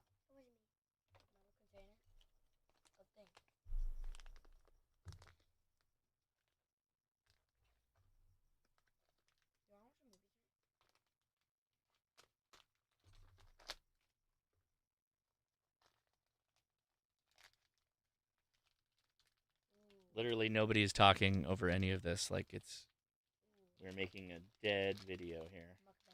Everybody enjoy this live stream because I might not leave it up. This is particularly interesting for me because, as mentioned, I'm driving, so I only have Discord up. So I'm only getting audio. I have no idea what's actually going on visually. Yeah, what I want to see is a link to where you can get these, because it looks like fun, even if it's not good to eat. But I would have to try it at least once. I'll always try it at least once. And the Panda Ham, to help you out here, the kids brought in an alternative way to cook things for this Joda outing that they're going to have. And they're currently getting it all set up and ready to go. It's noodles of some sort. Don, if you want. Yeah, go ahead. I was going to say, I'll send you one. I've got a local Asian market near me, and I visit it kind of frequently, so I'll send you one. Believe it or not, these came in via Amazon. These are Amazon pickups. Oh, so and they're not in your Amazon store? Well, I don't know if they're any good. So that's not even in English. You soon I don't know how will. much water I'm supposed to use. I have to hit up HMart and see if they have them. Yeah, we have Asian grocery stores here. It's just so it's not someplace I go very often. There, because people can't see it. The noodles, you see, like that? Yeah, there you go. All right, we're pouring in about that. Yeah, about that much water. Okay. You got to set up the noodles first before you apply the heating pack. Now, these are like, so imagine the MRE heaters, right? They're like thin. Look how thick this is. That's just like iron.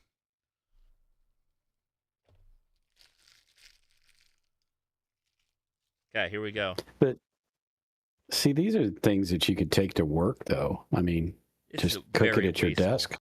This is like pretty wasteful, I think. So you cover that up, and then you apply the lid. Now, the video should get interesting in a minute. Mr. Adam might approve. I don't know. Oh yeah, this is all just like trash. So let's see. Is it getting warm? Can you hear it?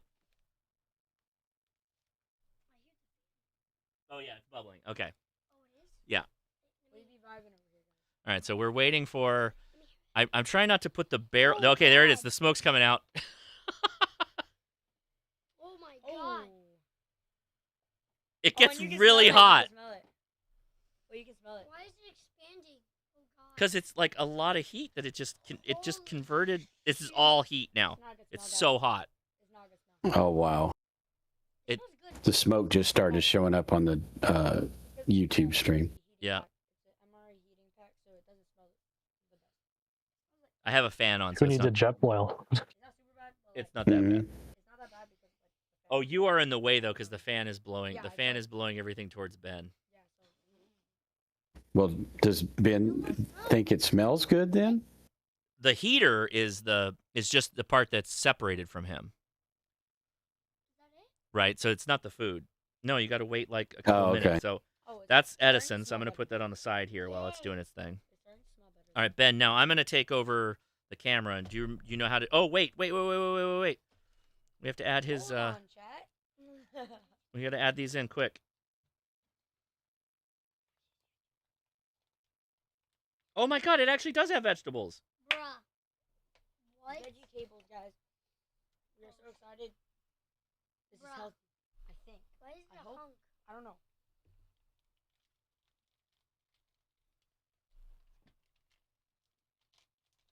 I did not expect there to be actual. There is Lotus. There is Lotus. That's crazy. Remember, these are mom approved, right? No, she's never tried these. Well, no, but she was the one that recommended them. She didn't recommend them. She said they exist.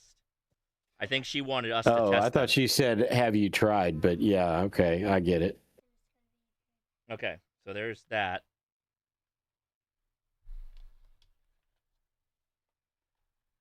Okay, hold on. Gotta get the lid back on, quick. Yes, Adam H. My favorite place in the world. If people eat that dry ramen stuff and like it, I mean, I think this has a chance of being good. So the problem is that you just have to pack this though, because it's like a bunch of, it's almost like Asian MRE that you've got. You know what I mean? Like, well, I'm thinking of something that I could take to work. You know? Oh, I see. Okay, Ben, do you want to do Yeah. yours? You want to do yours right here? Okay, go ahead and hop off. By the way, Edison's is still sizzling. Like the heating pad is actually proper hot. It's the side. Touch the side. Yeah, it's really hot. Yeah, I'm sure at work. He's like, it's the little one.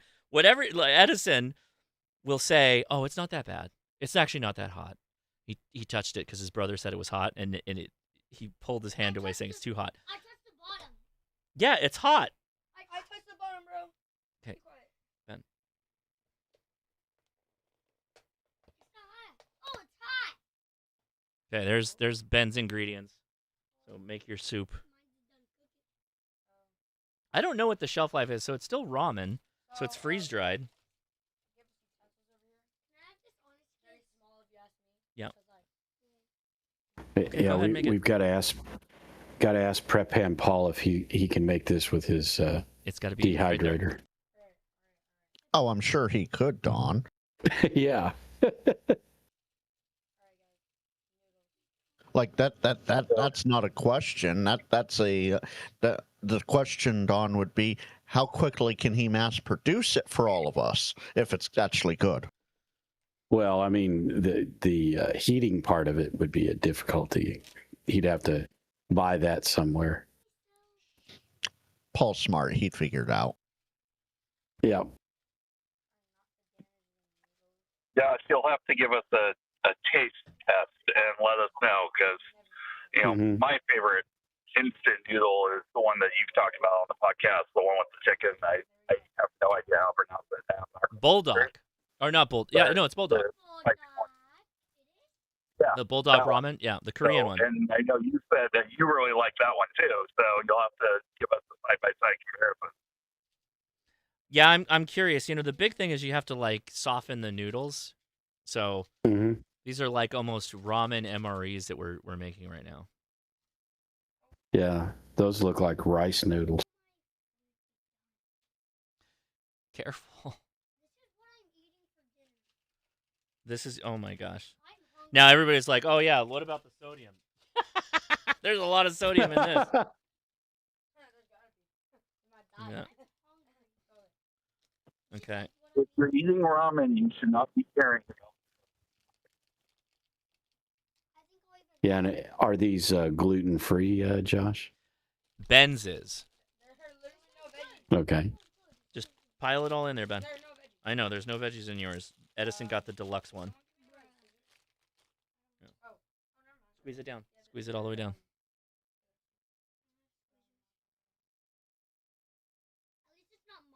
Oh, bro, you just shot. This is why I didn't want to do this. You're literally spraying juice all over. Like, I got juice on me. I got more juice on me. Soup juice. Wait, I do have paper towels in here, I think. Yeah, I do. Oh, that's not good. Here. Dude. Give me this. Clean yourself off. Yeah, that's hard to open. I totally understand that. Short of scissors, I don't know how you do that any more delicately. Right. But, okay. But I get what you're saying. You don't want it all over you. I think even if you did, you still end up with it all over you somehow. I know if I was opening it, I would have gotten it all over me. So. So if you end up taking this backpacking, you're now what? Using the promise here to open the packet? Panda, you're dropping out again. I can't. Yeah. Something about backpacking. Fill it up to the 20 millimeter spot, the line there, and then you may have to go get more water. Pour it over all the salt stuff. Just pour it over the top of it. Stop. Okay. Now, move that out of the way. Move that out of the way. Oh, you need more water. Edison's thing is still smoking. Open that up. Wow. Yeah, I see it. And Ben's has like the same size iron, yeah. Iron packet. Put it on the camera. People can't see what you're doing. That's okay. Yeah, spread it out.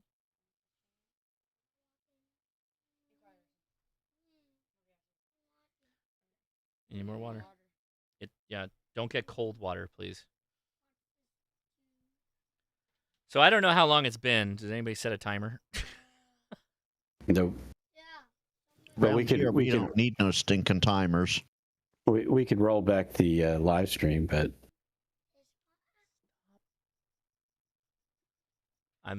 it's still smoking a lot though, Edison's. Mm-hmm. You put the lid on about 8 minutes ago. Oh, only 8 minutes? Okay, go up to the edge. Like, keep going. Go. Start. Keep going. Keep going. Keep going. Stop. Okay, now put the food dish in it on top. Careful. And then put the lid on.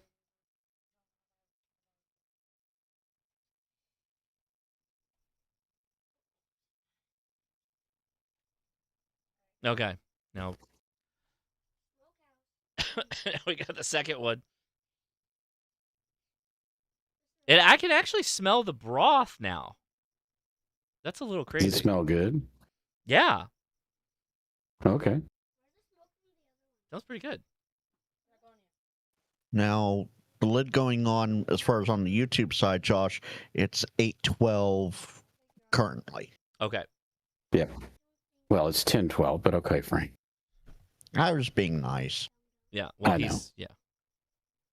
No, I just meant that it's 2 hours later than what you say. Well, according to Tim, Tim's not even in chat anymore. Never mind. He gave up. Really? He's like, this is complete nonsense. Yeah, Grayman Wow. gave up. He's gone. He's missing the best part, though. I got to tell him. Now they're both smoking. So, Josh, kinda hard to this see is the how other you make coffee in the morning. This is so over the top. This is so unnecessary. Yeah. I mean, I guess it's not that big a deal because the active, like, the heating pack, if you will, it's just iron, right? Ultimately, it's just non-oxidized iron. I like how they try and make their trash plastic look nice and designed. But like But that's what it for- is, right? It's just iron. I don't know. Yeah, the other one's getting really hot too. They're both really hot. Mhm. I don't know I what's can see in. both of them steaming. But, I mean, from a YouTube perspective, this is entertaining. Is it? I don't know anymore. To me, this is nonsense. Yes. This is complete nonsense from my point of view. They came. Well, I watch cooking. I watch cooking shows. This is no different than the Food Channel. This is supposed to be a ham radio show, and we're doing cooking, live ramen No, cooking. we talked about camping all That's during the live true. stream. This is, Wait, good follow. Don, Go no, on. we got it right. We Ben's got it going off wrong now. there. It's not a ham radio show. According to someone in chat, it's a ham radio train show. Okay. Yeah, that's true. Hear people. They're talking. You're talking over people. Stop talking. We don't have headsets for everybody. Okay. Just remember, camping is ham radio adjacent.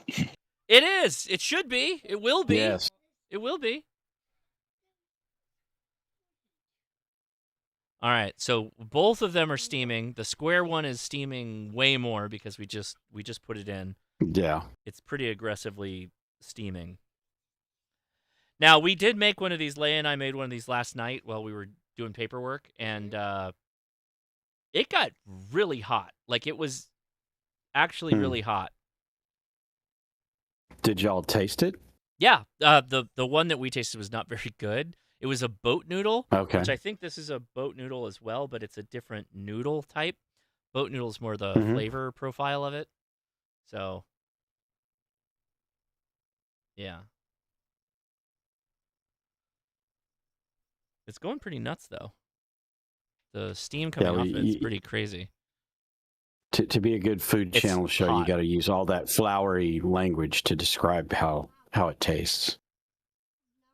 I'm not trying to be a food channel. I didn't want to do this. I don't know why this is happening. Get out of my... Oh, I'm losing my mind. Why are you doing this? Stop messing with me in the background. I got it from Radio Shack. Radio Shack on Twitter had a when they sold the brand, they made a Twitter account for Radio Shack, and I got it from them. I don't think it's actually boiling water. This is like off gassing from the iron oxide stuff that's going on. Right. Wait, hold on, Josh. Are you telling me that you got your shirt through the Twitter thing? Yes, I did. I got mine in store when Radio Shack was still around. Oh no, I got it from their website when they sold it out. Oh yeah, no, I properly, when I was in store buying connectors and some parts, they had them in store, and I went, I'm getting that. Granted, mine's a lot more faded these days, but yeah. Oh, so they've had it for a while. Oh yeah, oh, yeah. Okay. I didn't know that. It definitely doesn't fit this conductor's body anymore either. There's still a Radio Shack in Alaska. Oh, there was the one Kyle found. What was that in yeah, he did find Missouri? One. Yeah. Yeah, I'm looking at, like, if you go to radioshack.com and look at locations, they're all over the country. Yeah, but those are the independent stores, not the not. Well, Tandy's gone, and remember, Tandy was here in Dallas, so we're very familiar. Oh, yeah.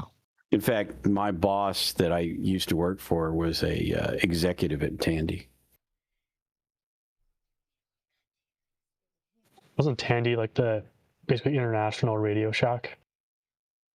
Well, it was the head company, and in fact, the TRS and TRS-80 was Tandy Radio Shack. Oh, cool. All right, well, Tandy was a leather company too, wasn't it? It was all kinds of things, yes. I am going to start the YouTube hellos because we don't have many YouTubers, and we might as well do that while we're waiting on all this. Yeah, it's a short list tonight. It is a short list. I don't know what's going on. Where is everybody? So, Mark, the second Mark is in out, so he's not here right now, but he may drop back in. Bill is at a ham radio ham fest out in Florida, I think. Good for him. That's awesome. Florida. It's the Melbourne, Florida ham fest. Yeah, and I worked him on POTA yesterday. Just gotta step up your ham radio crash course cooking game, Josh. Sear a steak on top of the 7600, and then you'll get lots of people coming out. I guess. All right, so off the top here, it's Don N5SKT. What's going on, man? We'll say hi to you as we'll put the hold on, let me put up the ramen cam here while you talk about what's going on with your channel. What's going on with you, man? Well, I have exciting news. I bought a Kenwood TS990S just a couple of days ago, and I've been rocking that radio. In fact, that's what I talked to Bill on yesterday, I guess it was. So So I've added that to the shack, but then I just dropped a video on the tower where I showed it tilted over and all of that, where me and a friend of mine actually fixed the hex beam that was up there. And it wasn't the hex beam that was messed up. It was the that little L bracket. We replaced that. We replaced the choke that was at the top of the tower.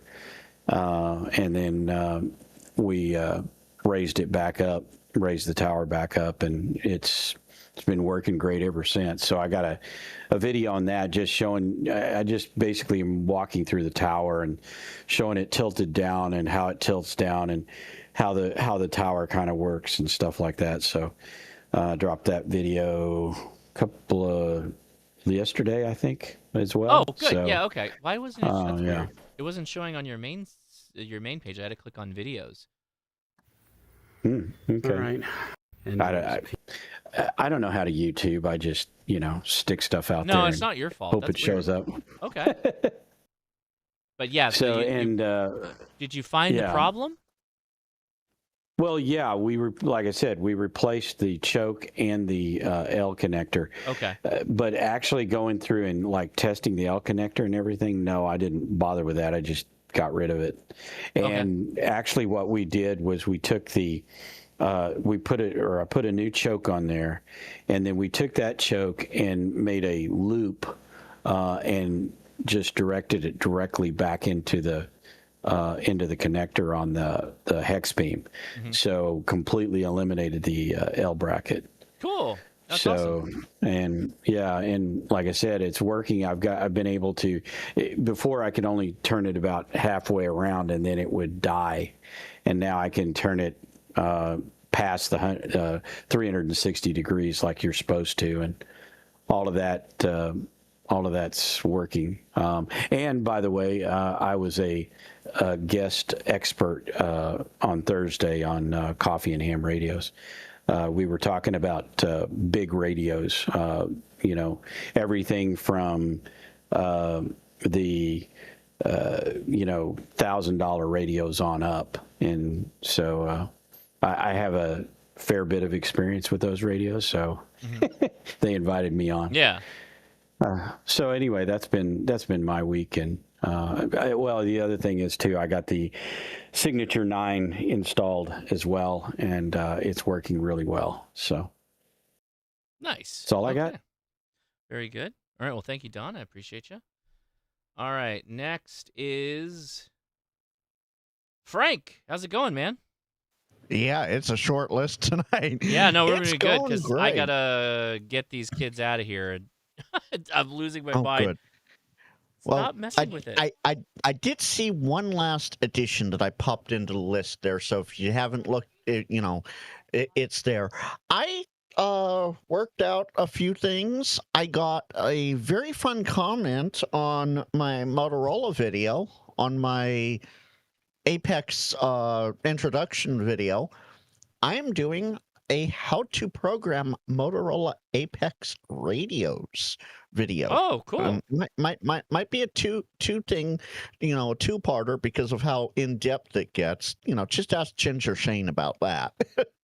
But yeah, that's going to be fun. That's going to be quite interesting. And as you can see, I've had a bit of a leap since last Saturday.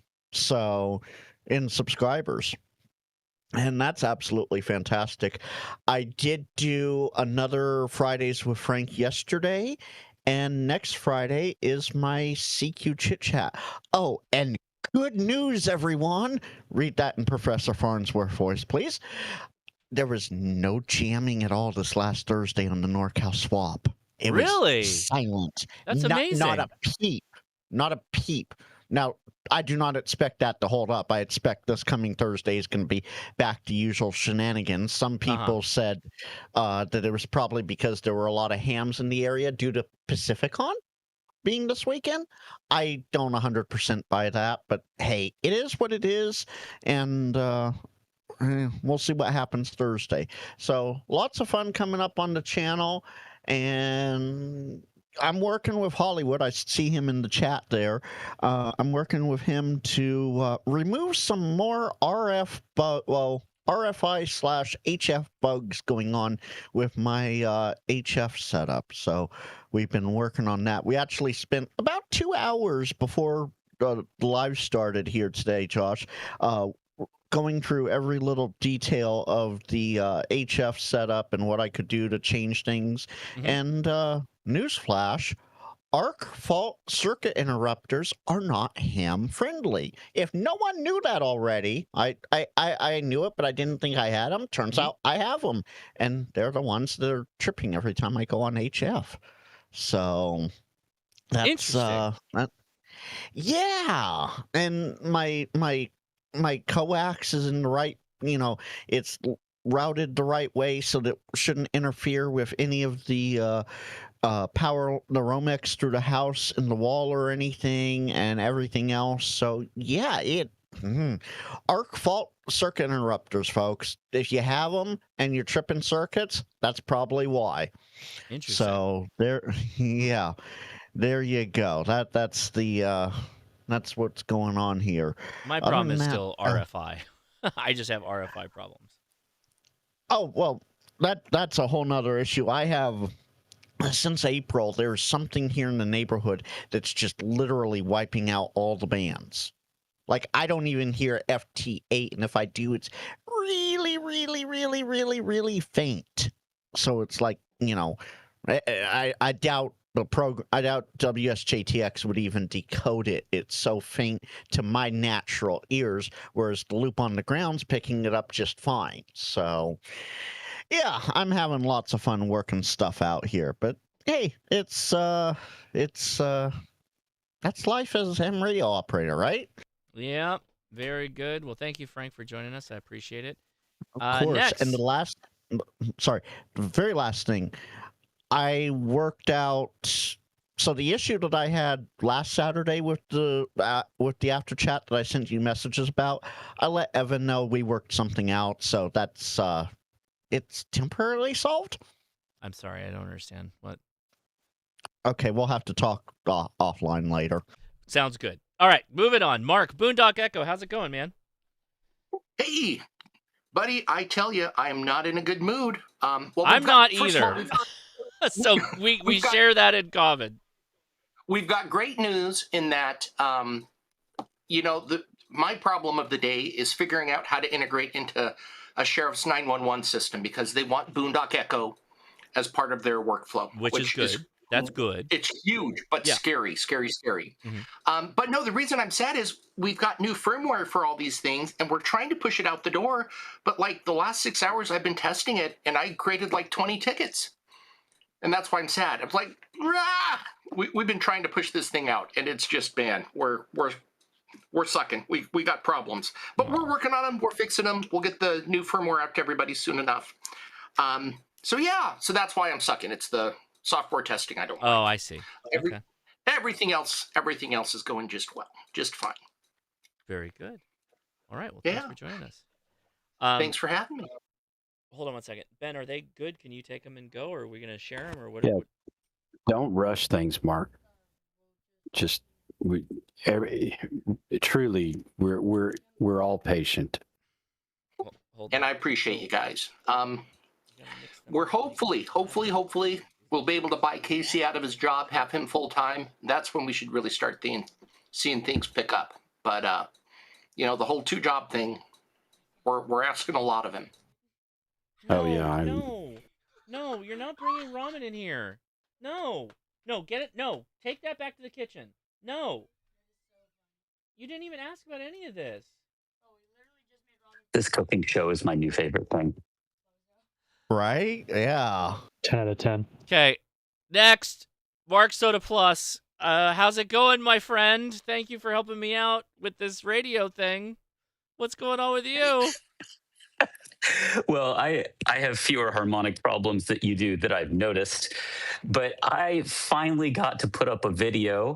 We have our episode 7. Episode 7 is live. Congratulations.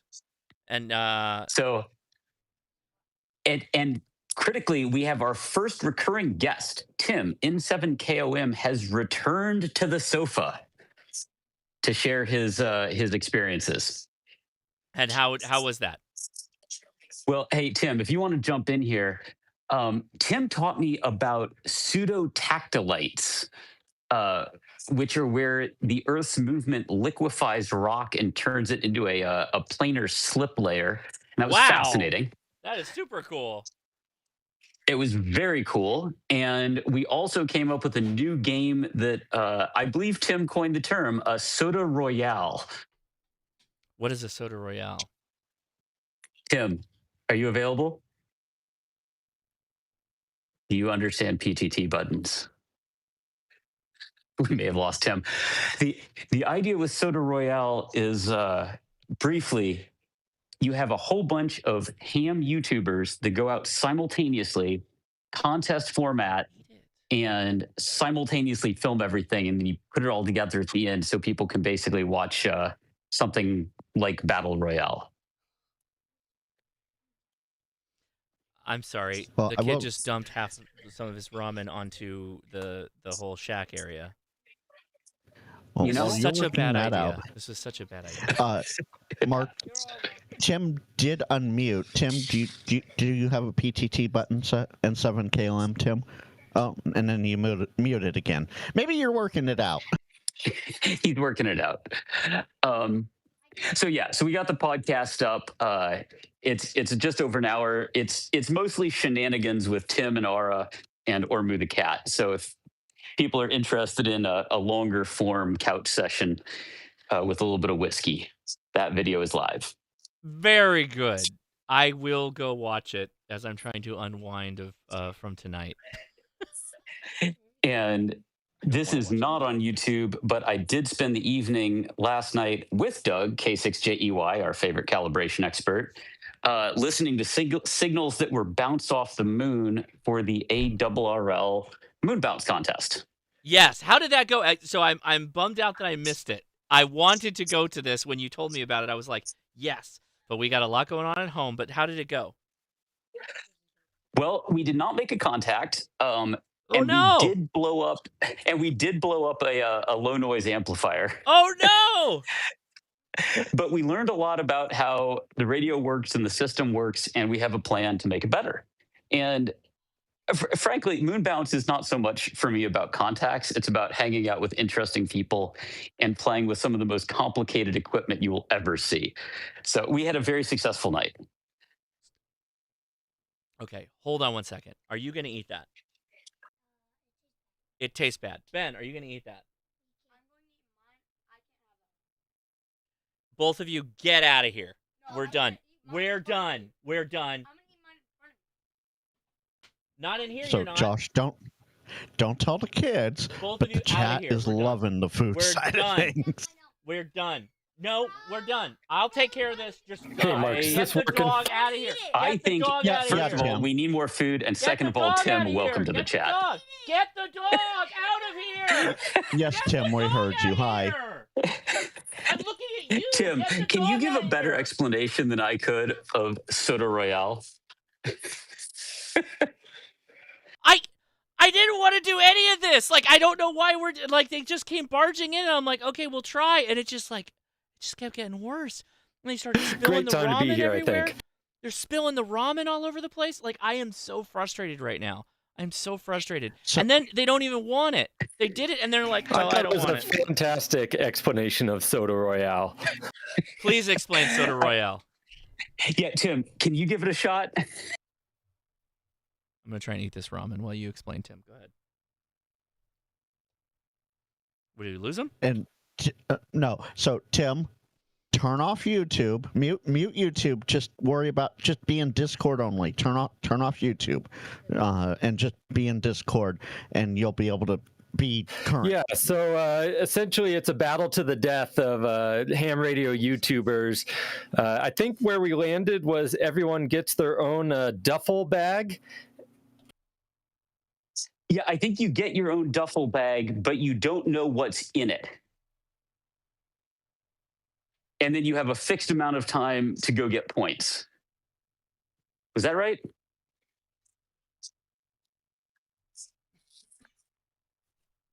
We have delay on Tim. Yeah, Tim, I think you're it's listening working now.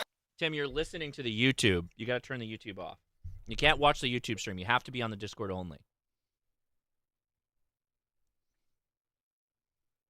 I had no audio on the Discord, so that's why I was confused. You have to have it. You have to have it on Discord. It won't work on YouTube because there's too much delay. Yeah, with that 2.4 second delay, Tim. Now we I was have pretty delay. sure you were actually coming off the moon. Okay, so Tim, are you fully on Discord here now? 100% on Discord. Oh, he is. Okay, good. Okay, good. He's alive. All right, Tim.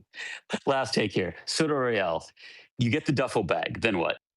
Yeah, so for those who've seen the Battle Royale movie, you get a duffel bag that may contain some items that are useful or less useful than others. So we have a randomized duffel bag of radio equipment that you take out into the field and have to figure out how to make contacts with that.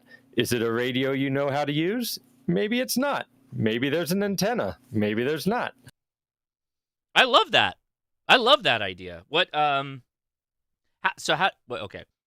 So is this just like you pick two random people or you pick two hams, or how does that, like, you bring them on a video? Because I'm totally unfamiliar with this, so I apologize. I think Ara's idea was to get several ham YouTubers together, and then everyone has to run out to different locations to do this. Mm-hmm. We haven't quite figured out the scoring system. Gotcha. So this is like something you guys are workshopping. Yeah, so one of the things we started doing on the podcast is workshopping an idea, not all the way to completion, but getting it to the point where we decide if it's viable. This one was really fun, so Ara and I might see if we can bring it to life. So Josh, if you feel like participating in a Soda Royale, we might come to you and see if you want to. Oh yeah, I would totally do that, because I love to play around like hot and live with a radio that I've never used before. So that's totally. And critically, it would be time bounded, so you could fit it into your schedule along with the rest of us. Yeah. So, hey, as long as we have Tim, though, I wanted to pass him something, because I'm not the only one with the video up, and Tim's mic is working. Please, yeah. go ahead. So just finally put up a video after a while. I got a Navy flameproof key a while back that was in pretty rough shape. So I decided that black was really boring, and I painted it yellow and kind of Jackson Pollock style. So I want to encourage everyone to step away from your boring Morse keys and hit them with some paint. I see what you did there. I really like it. It looks really cool. It looks really awesome. I'm trying to think of what that reminds me of from the 90s. But that was a look in the 90s, too. That's a cool look. Oh, yes, it was. There was a lot of mountain bikes that were like this. Yes! Yeah, exactly. Okay. Right on. I like that. I like the splatter paint job. Every trapper keeper ever. Yeah. So yeah, and there's a bike paint company called Spray.Bike, and that's what kind of originally inspired doing this project. I do like, God, there's something that yellow and that color pattern reminds me of, and it's like a squirt gun almost, like some kind of super soaker kind of thing. I don't know what it is. It's going to take me a second, but yeah, I love it. That's really cool. Nicely done. Thank you. And I think Frank dropped the link. Very good. Yeah, thank you. That's cool. Excellent. Well, thank you for joining us. I appreciate that. So really quickly, Ben actually liked his, and he ran out with it because he's going to eat it right now. Edison hated his. The difference is that his mom is going to love that. So really quickly, I will try and recap everything that you just saw. So Edison's kit, the one that we cooked up, is what you would call Chinese mala spicy. It's the peppercorn that kind of numbs your tongue. Like, that is what that is. So that is it's like a hot pot, like a stew almost, that you put like raw meat into and vegetables like we did. And then you boil it and you eat out of the soup broth. It's a communal thing. Like, that is literally what that is. That is it in a nutshell. It's already starting to congeal, it looks like, on the side there, because it's very oily. I ate like one noodle out of that thing, and my mouth was like numbed immediately. if you like mala spicy, that is actually not bad. I'm pretty impressed, actually. I think I'm going to actually try a carrot. So hold on, let me try a carrot. While you're trying that carrot, the chat absolutely loved the food section of the live stream tonight. So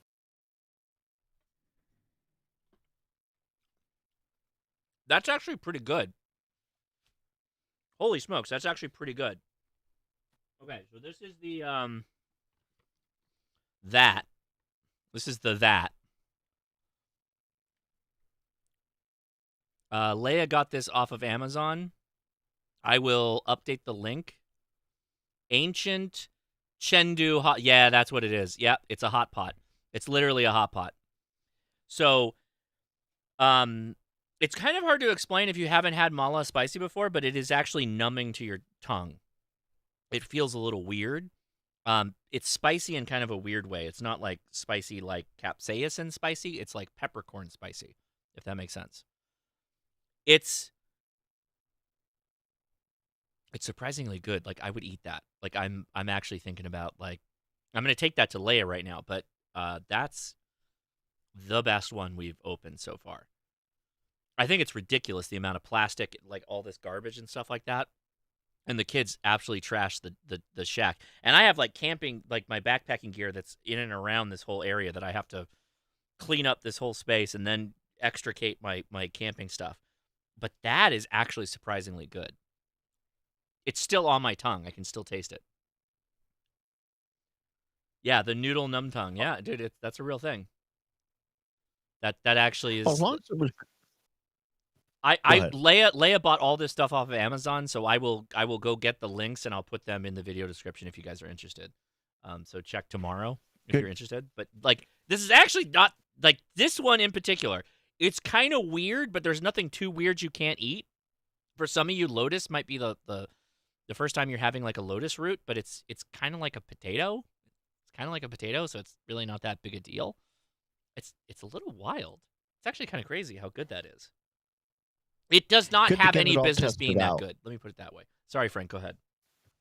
Sorry.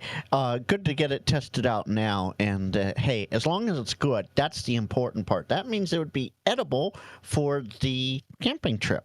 Yeah, I am actually going to I'm going to take this to Leia right now because I don't want it to, like, start to congeal. It's still hot.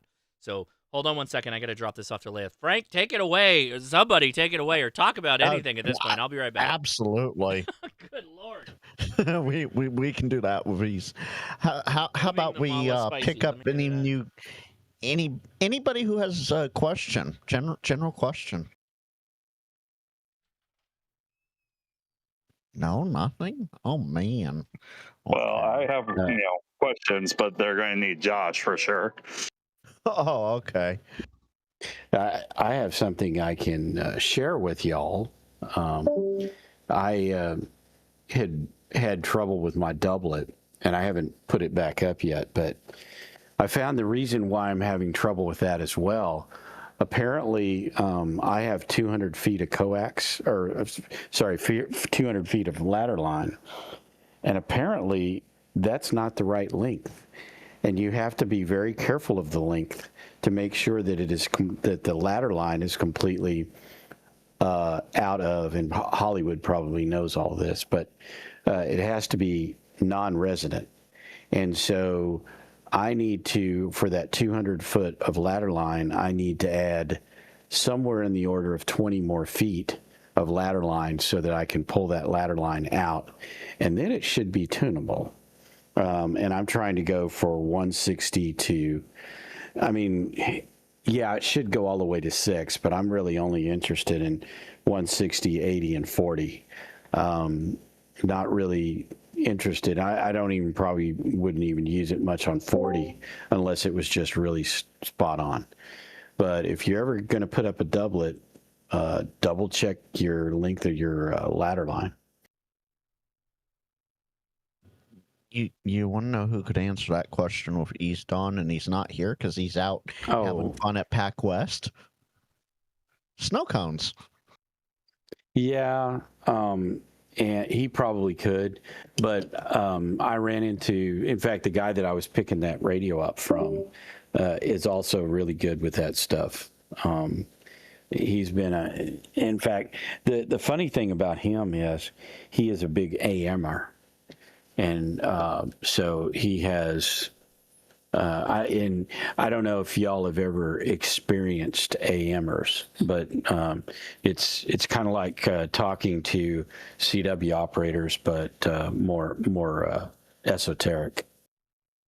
Okay, so Hollywood said ladder line should be half wave on the lowest frequency times velocity factor.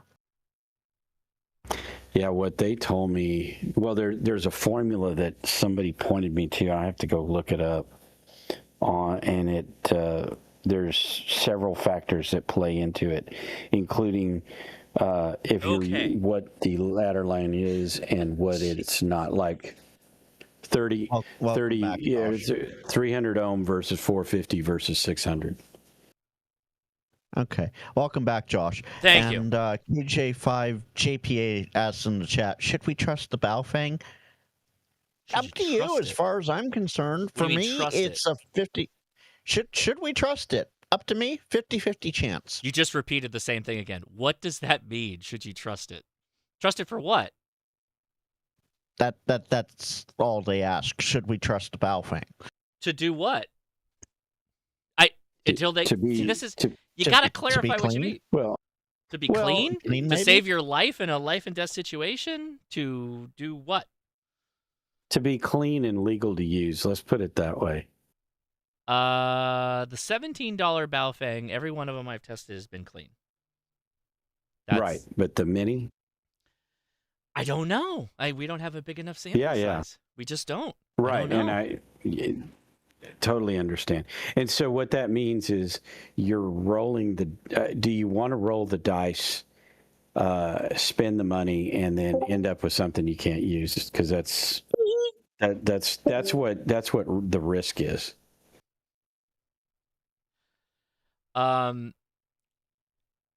Okay, so can't use is always kind of a weird thing because, like, I'm literally using this more often than not to just go on All-Star, right? I'm using it to connect to my All-Star node at like 70 centimeters. Yeah. So that's not a problem because 70 centimeters, oddly enough, is you don't have to worry about the rules as much when it comes to that because it doesn't have the same application.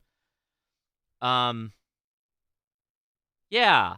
I don't know. Like, I'm going to keep using it for the All-Star node because it's 70 centimeters. But also mine is fine. So, of course, I can keep using mine.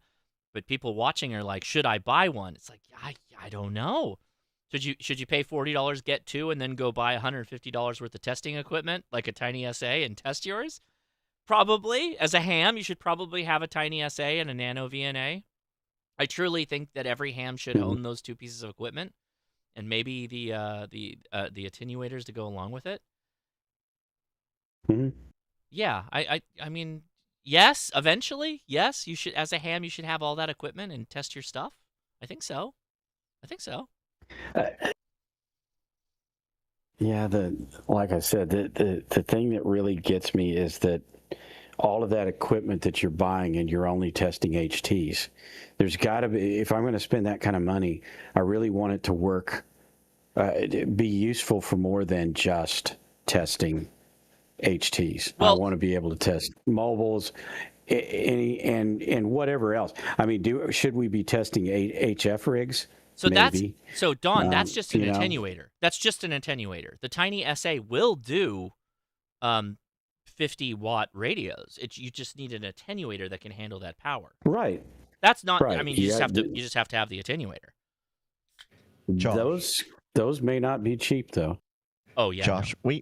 We have some breaking news. I know. I've got I've already got her comment highlighted. Oh, it's not on YouTube side yet. Oh, okay. Yeah, no. She's I handed it to her. And I was like, okay, I gotta see your face when you eat it. And she's like, that's legit. Like, that's a legit Chinese hot pot. And she's like, the vegetables are actually fresh. By the way, the vegetables are in this little, pouch. The vegetables are, she's like, they taste like they're fresh. She said she sent me the link, so I'm gonna pull it up and then I'll drop the links to all you guys. I think she sent them to me. Maybe not. Leia, did you wait? Okay. Oh, she sent me only the hot pot. She was only willing to send me the hot pot link because she's like, that's the only one that's acceptable at this point because she has not tried the other one. So this is the hot pot in question. So where is that link? So this is it. Oh, it's $16. Wait. I'm sorry. It's $16 for one or for four? 4? I'm hoping 4. Leia, are you? Oh, it's a 3-pack. It's a 3-pack. Yeah, it says 3-pack. So 3-pack, $16. That's kind of expensive. It was really good. It was really good for what I'm saying. Like the actual seasoning package is the same seasoning package that we would use like at our home for hot pot.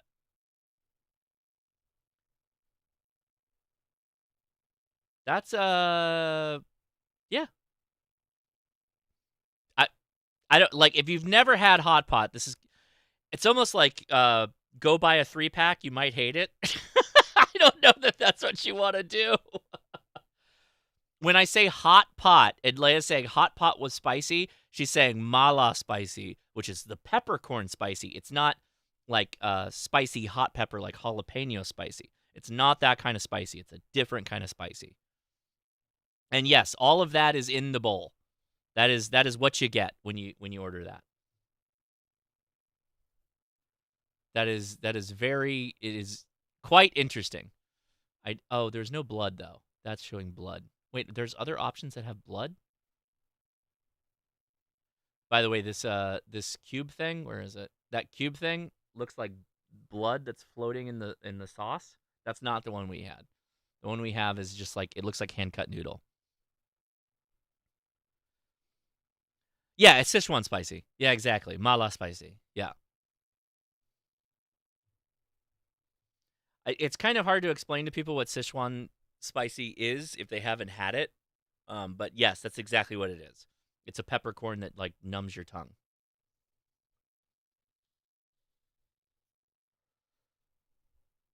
Yeah, did it happen? Were we? So I am live streaming right now at 399,939 subscribers right now. That is nice. A little crazy. That's a little crazy. So 61 more to go. This is the craziest comment. So it's pho. It's not pho. Chinese hot pot is Chinese. Pho is Vietnamese. Very different. Yeah. Pho has no like strong Szechuan flavors at all. And it definitely doesn't, it's not mala spicy at all. Pho is a completely different thing. Notice how that broth is like red and kind of like it's red, first of all. Like that is like not how pho looks. Pho is usually a very clear broth. It's a beef stock based broth, but it's usually clarified like multiple times. Is that a variety pack or just one flavor 3 times? Well, so that's what I'm trying to understand because it's like new vegetable and spicy, 3 flavors available, but then I scroll down and I'm like, okay, where are my options to select the flavors? This ad, look at this page, it's just wild. That's me right there, camping. 2 white people just camping, eating mala spicy Chinese hot pot. I don't see I don't see a selection for the type. It's just I think if you order this is literally what Leia ordered. You will get what Edison was eating. That is it. That is the whole thing. The whole three times that. Okay. You'll get 3 times that. What was the other one then? The square one. That was she did not send me the link for that because I'm pretty sure she didn't try it, and so she is unwilling to provide the link if she has not tried it. Okay. Fair So enough. do you get 3 of the same one every time, or is it a Russian roulette of one of the 3 flavors in a 3-pack? Oh, Leia, are you still in the chat? Can you answer that question? Oh, there we go. Okay, Leia, did you get that? Is it all variety, or do you always get 3 of the hot pot? Like when you ordered $16, was it? It's a variety pack, she says. So it's a variety pack, and she's. Oh, okay. Well, you got to use the affiliate code, Leia. You have a captive audience right now. They all want to know what it is. All 217 of us. Yeah, and Sean, that's exactly what it looked like. It looked like hand-shaved noodles. I would assume it's a robot shaved noodle, but that's what it gave me. It's a thicker noodle. They're short, and they're more cakey is the wrong term, but like rice cakey is kind of the way I would go with it. I liked the noodle. All of this is very slippery though, very slippery. Leia was slipping. She had chopsticks, and it was we were fighting. I was fighting to get a piece, and she also did. So just know that it's like an oily kind of soup. It's different. You should try it. It's not bad.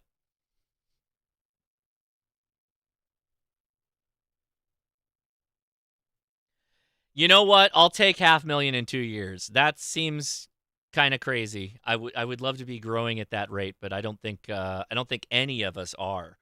It's kind of slowed a little bit. I'm trying to think of how we can get more people into ham radio, and I don't know what to do. I don't know. I'm always looking for something. In the meantime, we're gonna have a whole lot of fun doing it, but get more people involved is always the way. I have a few ideas, but to spoil that on a live stream would spoil it for everyone. I think it's like, if there's an inevitable civil war, ham radio is going to get real popular. Leia, I think that's the same link. More field days. Yeah, I could see that. I don't know, though. See, that's the thing. I don't know, because how many people out there have YouTube channels that do POTAs? And that's what they do. Is just tons of POTAs, and POTAs get kind of, I love watching Mike KMRD, and I can watch a lot of other people for a little bit of time, and then I start getting a little bored with it, because that's probably because I'm a ham. But for the folks that have never done it before, they may look at it and go, oh wow, this is amazing and different. But then once they start doing it, then it's like, I don't really have to watch the other people do the POTAs, because I'm doing the POTAs now. But I don't know. Sure. So Josh, I have one for you, and this is something that I'm going to try and take up in 2026 as well. So, up to you whether or not you want to. To the ham tubers out there, let's see if we can do more of a vlog style video session once a month. Just do one video a month of a vlog style of a day in your ham life type thing. Yeah, but that's for your viewers. That's here where I'm going, Frank. I'm not okay. The people that watch ham radio stuff will watch ham radio stuff, right? The question is, how do you get people that aren't ham radio operators interested in ham radio? Because that's the only way that you grow it all. Everything will grow at that point, right? That's what you got to look at. I think vlogging might do that in some ways. It'll attract those that like the vlog type videos. And for those that don't understand Frank too much, I'm saying vlog, Victor log, vlog, vlog. I know what you mean. Vlog type channels. Yeah, well, some people say I stumble over my words, so I wanted to make sure it was clear for everybody. I think that would have worked in 2015, but I don't know if it works in 2025. Because I mean, like Jason just got done doing 30 days of vlogging, and I think it was fun. I think it was cool, but it's like I don't know if that's what's getting more people interested in ham radio. I could be wrong. I could be wrong totally, and that has nothing to do with Jason or any of that. I think my wife is probably right, because it's like, you know what? Okay, perfect example. Save It for Parts, the YouTube channel. That's what he's doing. DIY ham radio, among other things, of course. But like, look how big his channel is. He does things outside of ham radio, though, and that's the adjacency of it is kind of what pulls people in. Oh, yeah, absolutely. And sorry, I was reading the comments there, and Jody had a funny one there. YouTube channel growth opportunity. Let the magic smoke out Monday shows. Jody, if you got the big bucks to do that, go ahead and do it. So that's what's kind of funny is, like, Leia says, I just made this dipole from things I traded from this paperclip. I made a whole antenna out of paperclips, Leia. I did, but at the same time, yes, I hear what you're saying. But by the way, I found. Sorry. Just to say, save it for parts. The ham radio is kind of like an afterthought for him. I know, and that's why he's hugely popular, and ham radio is not a big thing. My count is 399,941 subscribers. So maybe by the end of the weekend, I might actually be 400,000. That's kind of crazy. Kind of crazy. Yeah. By the way, I was looking for those like self-heating, anything self-heating, and everything is Asian except for one. There is a s'mores cookie, self-heating cookie thing. That's the only other one. The only thing that's like other than an Asian type thing. So that lava gel thing is that. It's the heating system, but you just put whatever you want in it. So if you put like a can of soup in it or anything really, it'll warm it up pretty fast. Yeah, but does it get to the right temperature and keep it there long enough for everything, or do you have to be careful? That's the reason I like these packaged meal things, because they kind of, I hope they've thought that through. So I'm assuming if what you're cooking is like a lot of liquid, you won't burn it. It gets hot. It gets really hot, but I don't think it ever gets hot enough that you could like burn the food, if that makes sense. Right. But now here, this thing I'm looking at here, you're actually cooking the cookies. What? You're cooking cookies? You're baking? It's an oven? No, it's a self-heating emergency food supply, s'mores cookies. Okay. It's on Amazon. I mean, but if you want me, I can drop the link in the chat. But yeah, drop the link. Sure. Well, this live stream was kind of wild. I didn't expect this to go the way it did. I have to clean up after all of this when we're done. There's so much trash. I should have a camera that's like backed up way over here that I can just do a wide shot of like the chaos, because all of my camping gear is spread out, and there's like a whole MRE that's just completely dissected. So bad. I love it. We went from camping. We went from camping, failed emissions, trains, and food.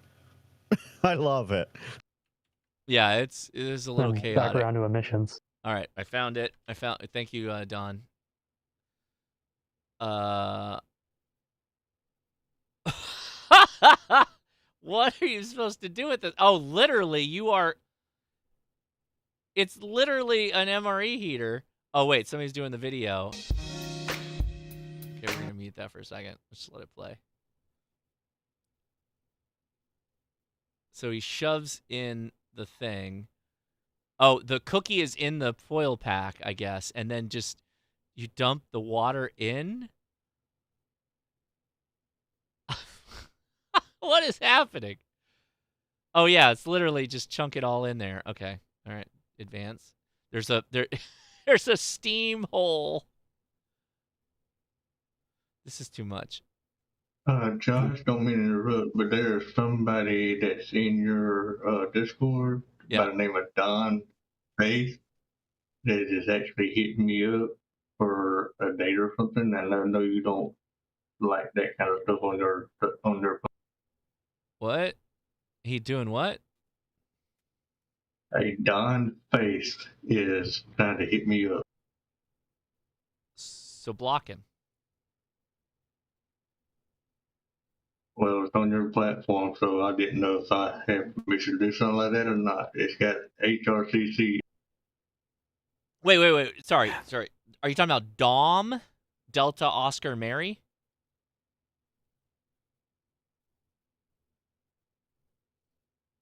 No, the name is Don, D-O-N. Her last name is Faith. It's a female. Yeah, so is she sending you a private message? Like it's not related to my server? Yeah. Yeah, that's not related to my server. That's just somebody that's messaging. It's in your server. It's got your server name on. It's saying that is one that is a server y'all have in common. You are on the same server as Dawn. Dawn is messaging you. She's sending you a direct message, is what you're saying? Right. Yeah. So I mean, I don't stop people from messaging other people, but you're saying that they are doing sus things. They're basically asking me if I want some. Sorry, you cut out. Asking you if you want what? If I want a date. You keep cutting out. You got to hold the PCC button. A date? Things he can't talk about. He's asking me if I'm looking for someone. Ah, gotcha. Okay, so it's Dawn Place, is what you said? Faith. F-A-T-H. F-A-T-H? F-A-I-T-H? Okay, so here is the people that are F-A-I-T-H. It's a female. Yeah, so here are the people that are on my server. I don't see a Dawn Faith. There's a D-O-N. There's a Dawn. Her name is D-O-N. There's no Dawn Faith on the HRCC server. So just she has your logo on at the end of her. Blocker. Yeah, just block her. Usually wearing a tank top. She's dark hair. She wears tidy. That okay. May not even be her. Well, go ahead and block her. Well, this live stream got interesting. It really did. Yeah. It really did. That has happened to me on another server that I'm on, and they're trying to get you to respond so they can literally steal your login is what they're going for. But anyway, just block them and they're gone. Knock on wood. I've never, even with my whole Turkish Fimbot thing on YouTube that everybody talks about, I've never had that go on Discord. That is wild. But she does have your logo and everything in her name. I don't know why, but. Oh, you know why? It's because her like name is not the same thing as her Discord name, probably. So we would have to. You'd have to send me a screenshot of it, or I guess you blocked it. Just leave it alone. It's fine. But if you end up actually having a screenshot of it, I just wanted you to be aware of. Yeah, but unless people send me exactly the information, like you screenshot it and send it to me, like I can't really do anything about it. Like we would be doing live forensics. The other server that I'm in, the mod tells everybody that if you get hit, let him know, and then he does something. But I'm not going to tell you that I know what that is. But I've had to report a couple of people that show up from his server hitting me and I don't even wait for them to ask me something. I just say, look, I don't know this person, and let him deal with it. But so Dawn happens. Dawn's totally right. There's like very little reason that most people would message you on Discord. There's like next to no reason. So if somebody's messaging you, by the way, if you get like a text message that says like, hello, or are we still meeting for lunch today? Just block the number. Just block it. It's fine. Like if you have no text history from any of these people, just block it. If somebody sends you an email with a PDF file that says thank you for your purchase of Bitcoin, just go ahead and block it. It's fine. They're nobody. They're bots. It's fine. No big deal. As I tell my 79-year-old dad, if you know that we're not expecting a phone call, if you know we're not expecting a text, if you know we're not expecting a knock at the door, don't answer it. Yeah. Don't answer the door. Seriously. Like, so many millennials are buying Ring door cams for their parents and setting them up for them. Just use the Ring door cam.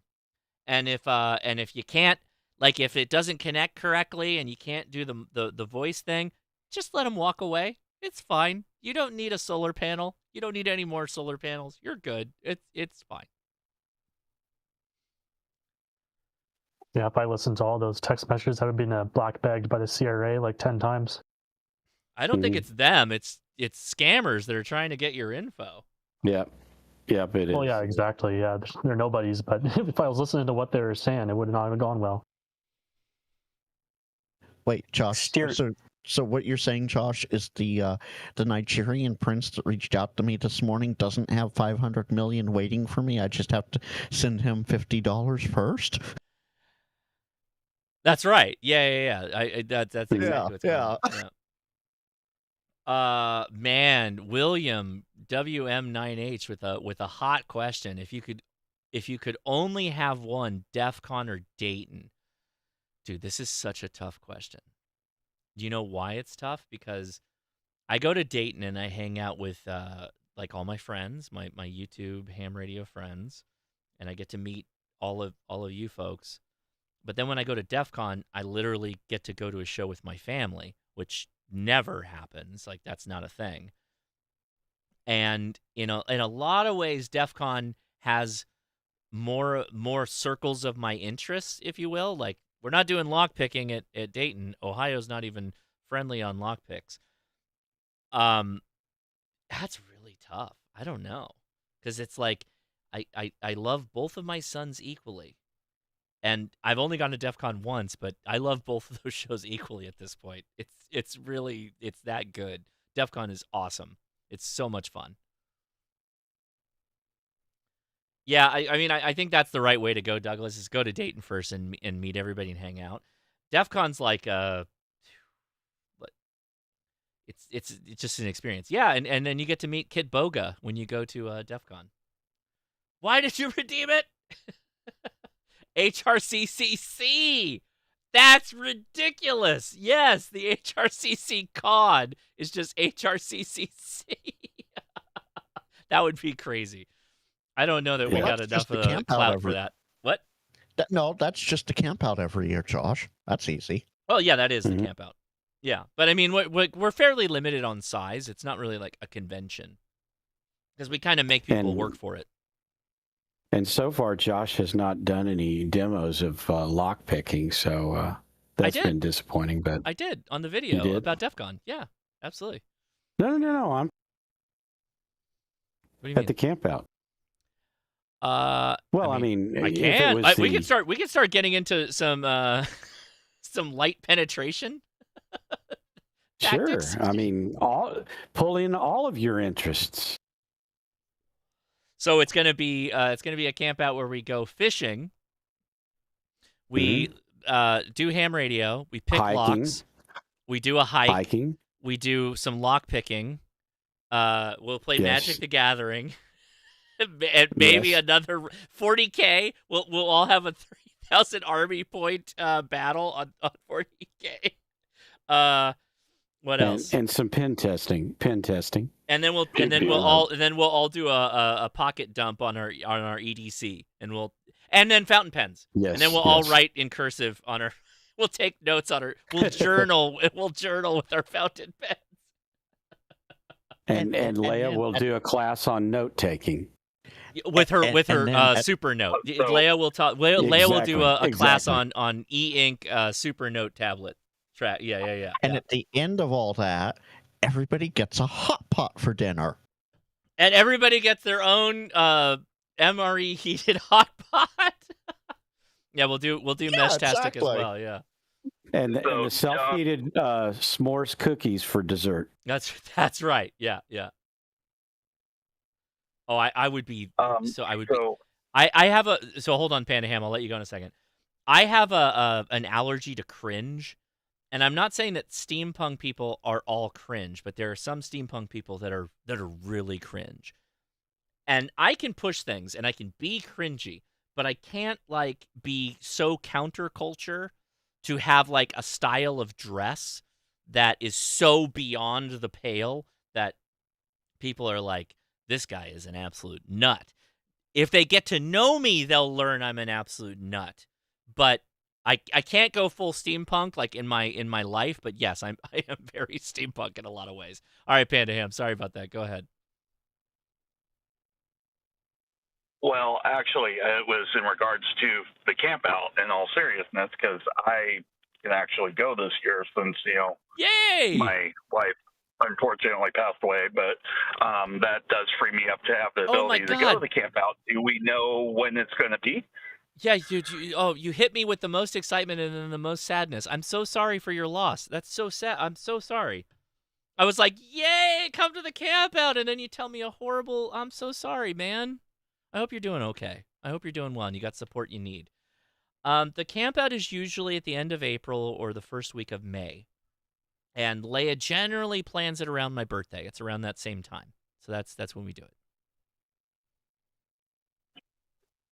Do you guys have a location planned? And in terms of my wife, we've actually talked about it on the podcast quite a few times, and you guys have been amazing, so I do appreciate it. Yeah, I totally forgot. I'm sorry. Sometimes my brain bifurcates into almost different worlds, and I know it's all connected, and I apologize for not remembering exactly, but I do remember you, and I just wasn't connecting the dots there, so sorry about that. Yes, the location is generally the same. We go back to the same spot. It will be at Silverwood Lake. That's when we'll do the camp out, or where we will do the camp out.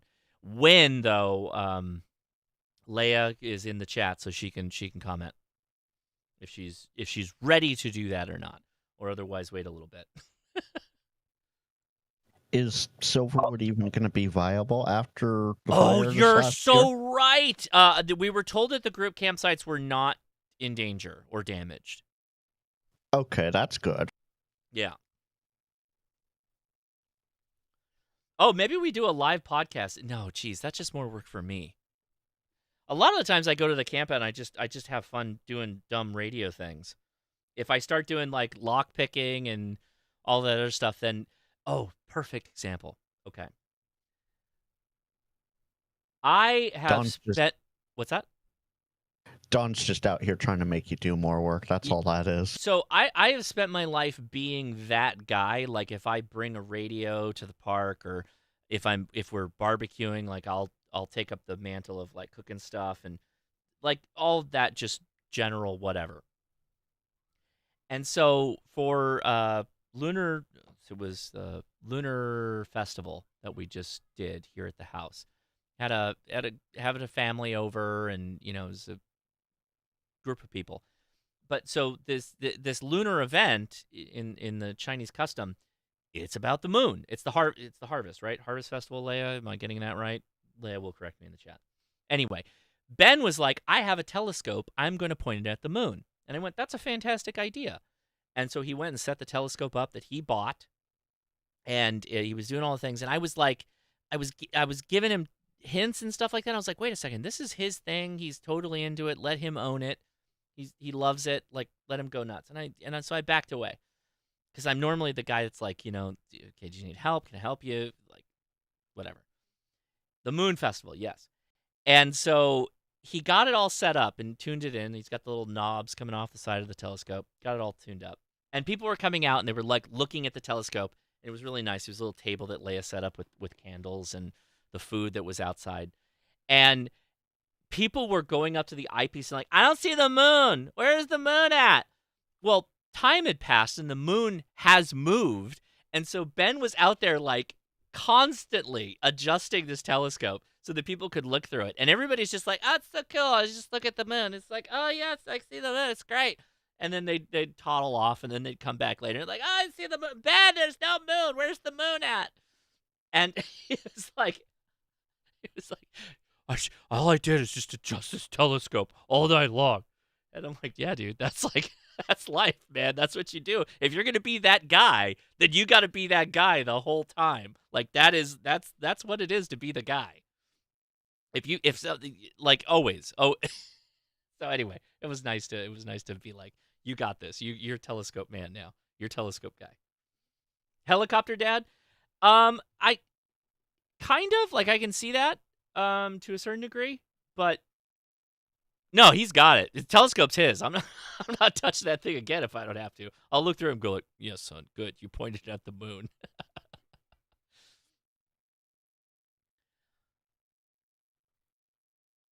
Yeah. Next is going to be trying to calculate navigation by the moons of Jupiter or something silly like that. He does have a red dot on the telescope, so yes, he was using that. Once he had it dialed in, though, then it just became a constant game of twiddling knobs. Autumn Moon Festival. Yeah, there you go. Leia corrected it. We had a feast. Watched Over the Moon. By the way, Over the Moon is a Netflix animated movie, which is literally about some kids that go meet the moon. The moon is a lady. Made lanterns, moon watched with the telescope, did moon cake tastings with tea, set up a moon altar with offerings. That is what we did. So there you go. Josh, question. Yeah, go ahead with the question. Are you going to teach your kids how to use a sextant or have them teach you how? I don't know how to use a sextant. I think I could probably figure it out. It's Polaris based, right? Is that I'm assuming you can use other stars, but it's Polaris based generally, right? With a sextant? That's what I understand, yes. I've never used a sextant. I've never had the situation where that would be a thing. But I did get to show a couple of the scouts how to use a compass, which was I kind of had to at some point because none of them knew, and I believe in the whole scout-led thing, but they all had their maps oriented in wherever they were standing, they pulled the map out, and then that is the orientation of the map. And then they had the compass, and they were trying to orient, and I just said, everyone needs to rotate to map north. Just take the map in your hands and just rotate your body to where the compass matches the line on the map. And that's all I had to do, and then it was good. But that was a little frustrating for a second. I was like, good Lord. Where are my scouts? Where are my senior patrol leaders on this one? Yeah, the little declination or deviation mark or whatever they have now, I can't remember. Oh, we're not even at declination. They started talking about magnetic north and true north. I'm like, guys, just orient north. We're literally on a path. It's not that big a deal. You don't need to be that serious. We're not making maps. We're following a map. Just get north. Everybody get north right now. That was that was another fun. That was one of my favorite things in Scouts was actually the orienteering. Orienteering. It's literally how I got this scar that's forever on my middle finger. I cut my finger up, like you can kind of see the little edge right there, that little divot on the side of my finger. I got that from a Swiss Army knife. I was making an orienteering course, and the knife closed on my finger. Cut me up real good. Yeah, orienteering's awesome. Love orienteering. And then I found Kyle AA0Z's video he did with that lady about competitive orienteering. And I'm like, this is freaking cool. And then I found out there's like no courses in Southern California. It's like an East Coast thing. It's kind of like lacrosse is an East Coast thing.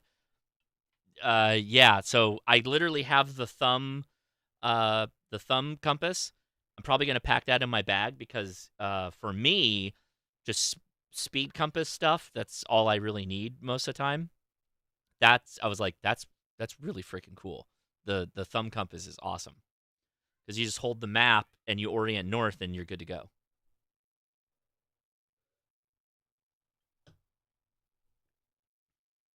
geocaching is close. Kind of. Competitive orienteering is a completely different thing. That's like doing an ultra, but you have to hit different points on the way. Yeah, exactly. Yeah, exactly. Are they actually do ultras with orienteering courses? That's nuts. There were some. I went to university back east in Nova Scotia, and they were talking about some that would take all day. That's a lot. So as a compass collector, a thumb compass is not the same as a lensatic compass. That is so the military compass, the lensatic compass, where you have the little like wire thread where you shoot an azimuth, not the same thing as a thumb compass for competitive orienteering. Thumb compass is more like a base plate compass with the magnifying, like the plastic base plate, but it's offset and there's an arrow edge. And there's literally a divot that you put your thumb in and an elastic band that goes over. I don't even know why I'm explaining it. I'll just pull the freaking page up. Jesus. So if you search thumb compass, so this is the one I have. Literally, this guy. This is how you use it. It's you orient. So you hold the map while you're holding. The map goes underneath the compass, and you use that to orient yourself. That's all it is. It's more of a speed orienteering device than like shooting an azimuth. I mean, you azimuth with it. You can see the straight line and all that stuff, but it's not like the take a bearing via visual acclimation. It's more like to a map. It's a whole different thing. Whole different thing. I'll drop. That's to like keep you roughly on course kind of compass. Yeah, it's a more of a keep you roughly on course kind of compass.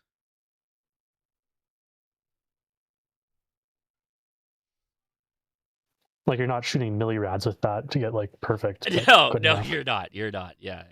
And you're also not calling in artillery with this kind of thing, which is where you would want other types of compasses. This is it's kind of, if you think about it, the way I thought of it was it's kind of like the cross between a lensatic compass. Is it lensatic or lenstatic? I thought it was lenstatic. I could be wrong. And a base plate compass. That's kind of what it reminds me of. And you don't have to shoot the azimuth by looking through it. You kind of just eyeball it after getting northed up, doghouse it up, and then just kind of go.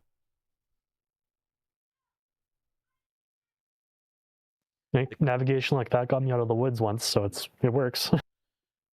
Yeah. Okay. You know what? I'm gonna go ahead and I'm gonna drop a video here. Hold on. Let me pull this off for a second, and let me find the video.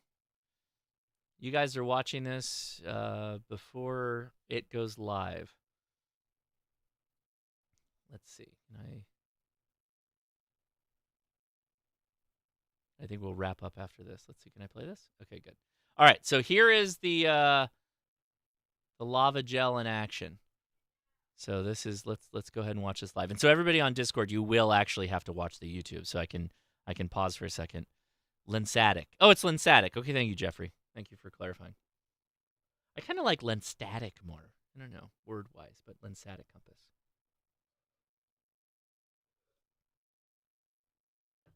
Well, we gained 1 subscriber, but we lost 1. So we are sitting at 399,943. All right, here you go. Oh, I can't hear it. We know boiling water where we're going. Camping food experiment. I have taken a mountain house. We know boiling water where we're going. Flameless cooking. So I've taken a chicken tikka masala. I've added it to this lava gel oven thing. It's basically an MRE heater, and you're supposed to take this water pouch and apply it to the bottom. Water pouch too? Yeah, you apply the whole thing to the bottom. Commentary by Leia. And then place the food tray into the outer tray on top of the gel, and then apply the lid. How many heat packs did you get? It just comes with 3. Wait 7 minutes. Okay, so this is, I read the instructions. Smells like an MRE heating pack.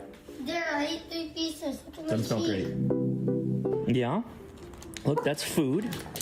That's food. Oh, I did it wrong. Don with the hot Chinese. The heating pads are supposed to be laid out flat. Well, Fairy they're tales, like, that's awesome. I thought You they were know just supposed to distribute. It's fine. It's going to do the same thing. But now I know they're supposed to be linked like a video sideways. from Max Miller. The water. He's the water history has cooking citric guy, acid, sodium and he goes over the whole tale. It was pretty fascinating. It is cool. So you can't just use any water? It's water with salt. Chinese fairy tales are actually cool. It's like hotter and than I want then to he touch. makes mooncakes. Oh yeah, that's real hot. Why would you put that on the table? It's fine. So for the whites, see, that's for the your white bad. people, That's my this bad. is my screw up. I didn't You gotta pour some unfold more the water kit. in So that. if you thought about how big those Chinese heaters were, that's like 2 of them with the lava. Lava gets really, really hot. That was probably my bad.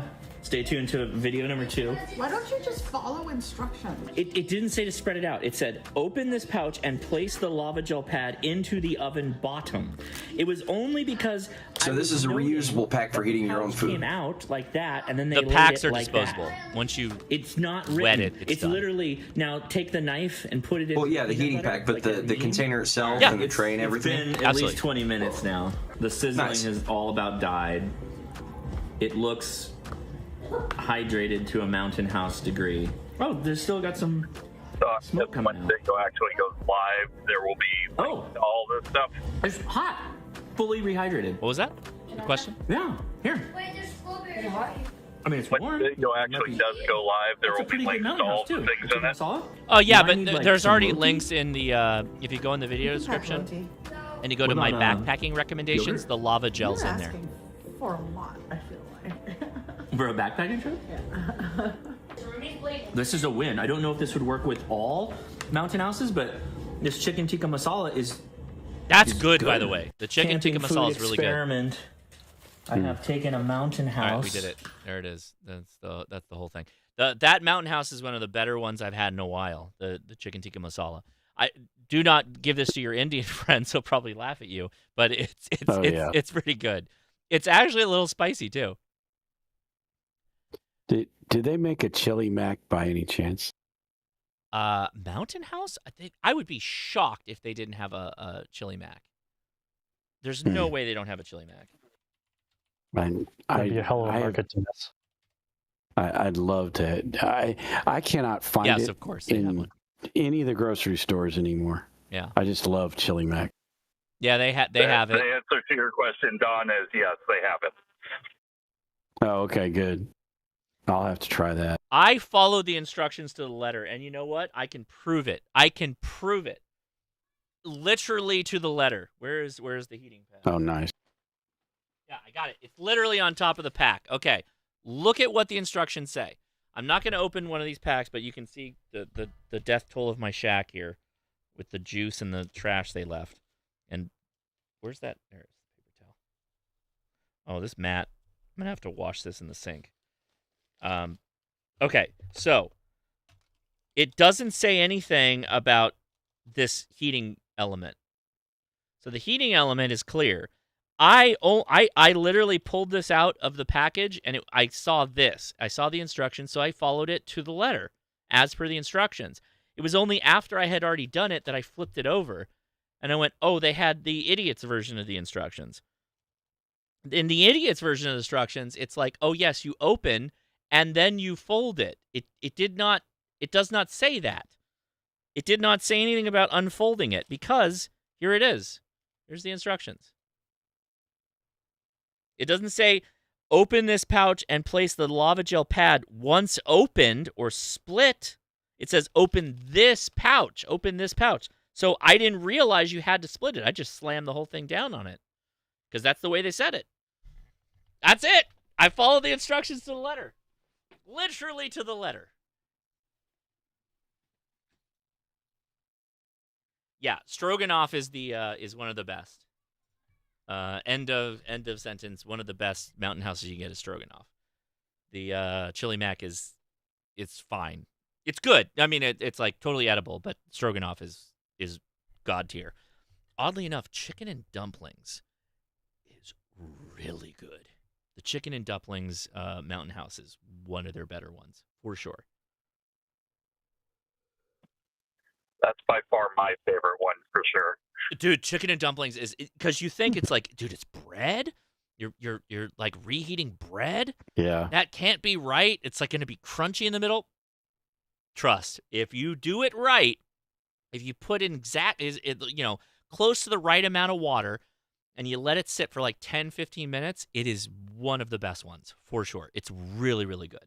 That and the country gravy one, chicken and not chicken, biscuits and gravy is also really good.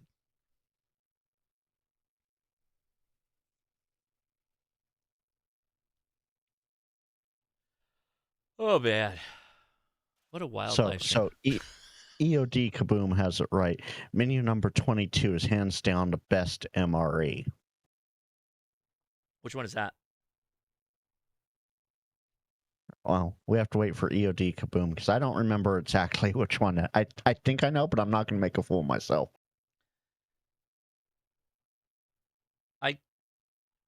Leia, I texted you.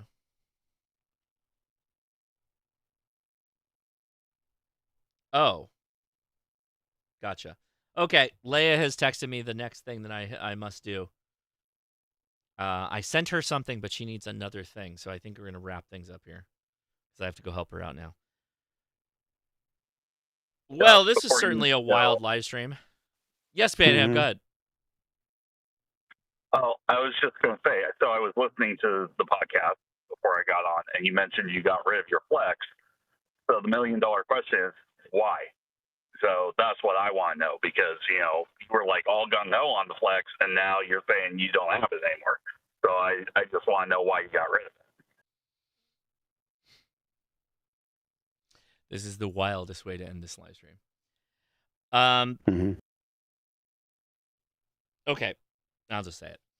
I found out that the CTO of Flex has a record in Texas, and he is on the sexual predator database.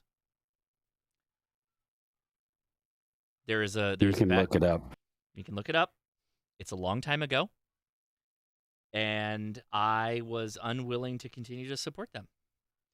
I had conversations with the CEO of Flex. I waited for a while for Flex to release a statement. I hope they still do. I think that's well within their ability to do so. I mean, no ill will to them. Someone's going to be upset with you. Oh, Leia wants to answer. I don't know how you're going to answer, Leia. Are you going to come be on camera? I don't know what's going to happen right now.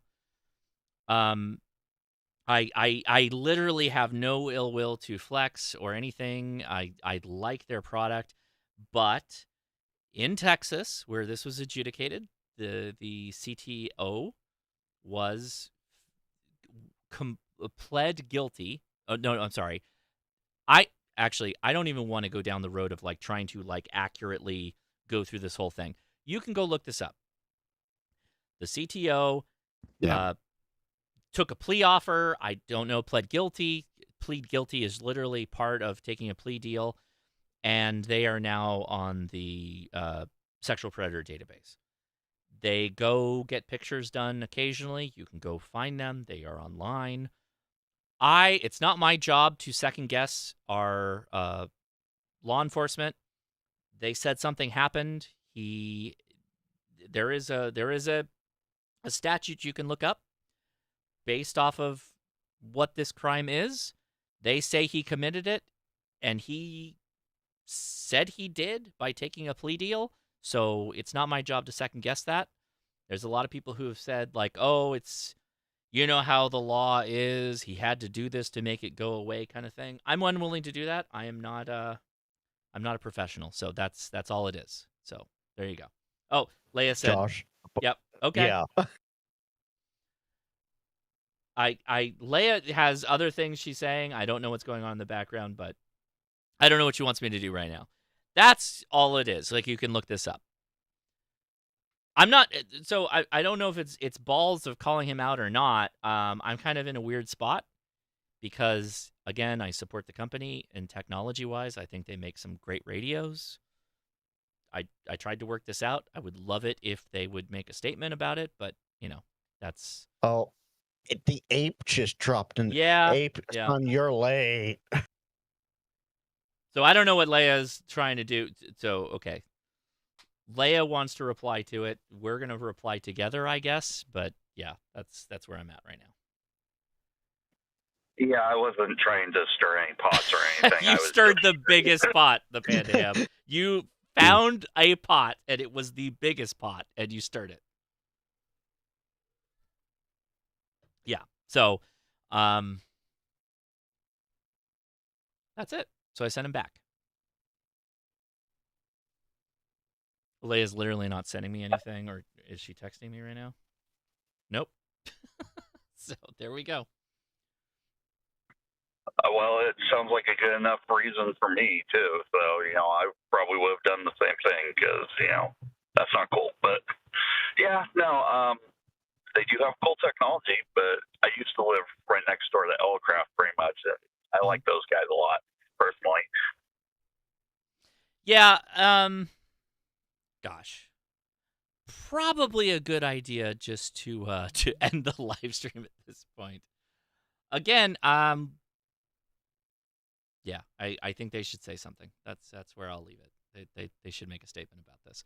Apparently, this has been known in the ham community from many, many years ago when this happened.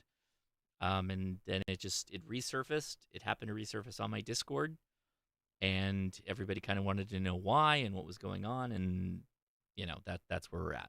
So that's really the story. There's obviously more details, but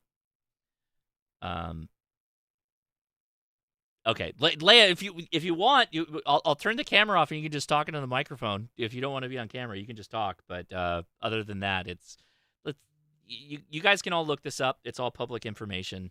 I'm not I don't want to be the arbiter of any of this. I don't want to be in between any of this. Yeah. All you had to say is you bought an ICOM IC7760 and wanted to play that game. I did that. Well, no, but at some point you feel like you're lying about it, and I'm unwilling to do that. So that's it. That's it. Yeah. So that's good enough for us. Jeff, thank you for the super chat. Yeah. You guys can go look this up go look this up and make your own decisions about it, right? And make your own call. That's what you should do anyway. I knew what you meant the minute you said you didn't want to talk about it. Well, it wasn't that I wanted. I'm not hiding anything. I'm not that you weren't comfortable talking about it. I don't think I said that either. I want to be really clear. I have no problem talking about this, but I am not a legal professional, nor am I in law enforcement. I just know what I see. Everybody can look this up. It's public information. And as much as I will speculate about radios and do all that stuff, I'm unwilling to speculate about individuals' lives and companies and potentially victims. That's not my job, and nor is that anyone's job, other than the professionals that get paid to do that. It sounds like a lot of that's already happened. So if you want to look this up, the information already exists, and that's it for me. And I just can't use their technologies on my live stream and support them, knowing that this is just kind of floating, and it maybe, I don't know. Again, I'm not going to speculate. I am unwilling to put that on my live stream, so I'm going to continue to support the companies that, don't have that going on. So that's it. Hey, Josh, let's put this on a good light here. Jody popped back in and asked, "Is it time to celebrate 400,000 yet? What are you at now? I am let's not. end No, good it's night not. with that. It's not. 945. So 399,945. So that's where we're at. Boy, howdy! This is the wildest live stream. Did not expect. Did not expect all of that. Yeah. So I'll just say this. 55 of you watching out of the 210 that are watching. If you're not subbed, hit that subscription button for Josh's channel. Yeah, and if you're watching this on Team Replay, hit that subscription button. Why haven't you? Josh puts out some darn good stuff. Thank you. Thank you, Frank. You're too ring kind. the bell. You're too kind. Yeah, okay. Wow. We're gonna head on out of here. Everybody on the Discord, thank you so much. I will talk to you. Well, it won't be next week. I'll try and drop a video maybe as a premiere, hopefully, but I don't think I'll be in the chat because I think where we're going, there's going to be no signal. So 73 to y'all, and I will talk to you in 2 weeks live at least the next time I'm out here. All right? Well, so take it easy, if nobody's listening, put Josh in your ham alert so you can work him next weekend at the Chota event. See ya, Josh. Yes, please put my call sign in. I will not be doing digital. It'll only be single sideband. So for that reason, I will be taking call signs just for POTA activation. But if we get there while I'm doing the Jota, that's fine. But if we don't, it's not a big deal. The purpose is to get the kids on the air. So, all right, everybody on the Discord, thank you so much. Take it easy. Are we gonna get a podcast drop this week or next week, or how's that gonna work? Good question. I don't know. Okay. Maybe not. Fair Probably enough. I'll just not keep because I watching. don't have an off Friday. I don't know. I'll talk with Leia. All right. I'm sure we're going to Fair talk enough. a lot. I'm sure we're going to talk a lot after I get off the stream here. So I was hoping you'd record it. No, Josh, you just have to do 2 tonight and post them this week and next week. Problem solved. yeah, that's it. Yeah. Well, we got everything else going on in the background. Thank you guys. I gotta go. Thank you. All right. 73. Josh. See ya. Have a great trip. All right. Thank you. I will. 72, Bye. Josh. All right. I will reiterate that all of this information is public. You can look this up. It probably takes you less than 5 minutes to look this up. I'm not going to drop links because that's it. Yeah. Maybe there'll be more talk about it, but probably not. I just want to be kind of rid of the whole thing, if you catch my drift. So that's it. I am Josh, KI6NAZ, with the wildest live stream I think that I have done in years. So thank you, everybody, for watching. If you watch this, I can't wait to see the little YouTube spike where there's like a lot of people watching at the end because somebody's going to clip this one bit or just link this the time code from earlier. But yeah, that's it. 73. Have a great rest of your weekend. Do go out and play ham radio. This is supposed to be fun, and you should always make it fun. 73.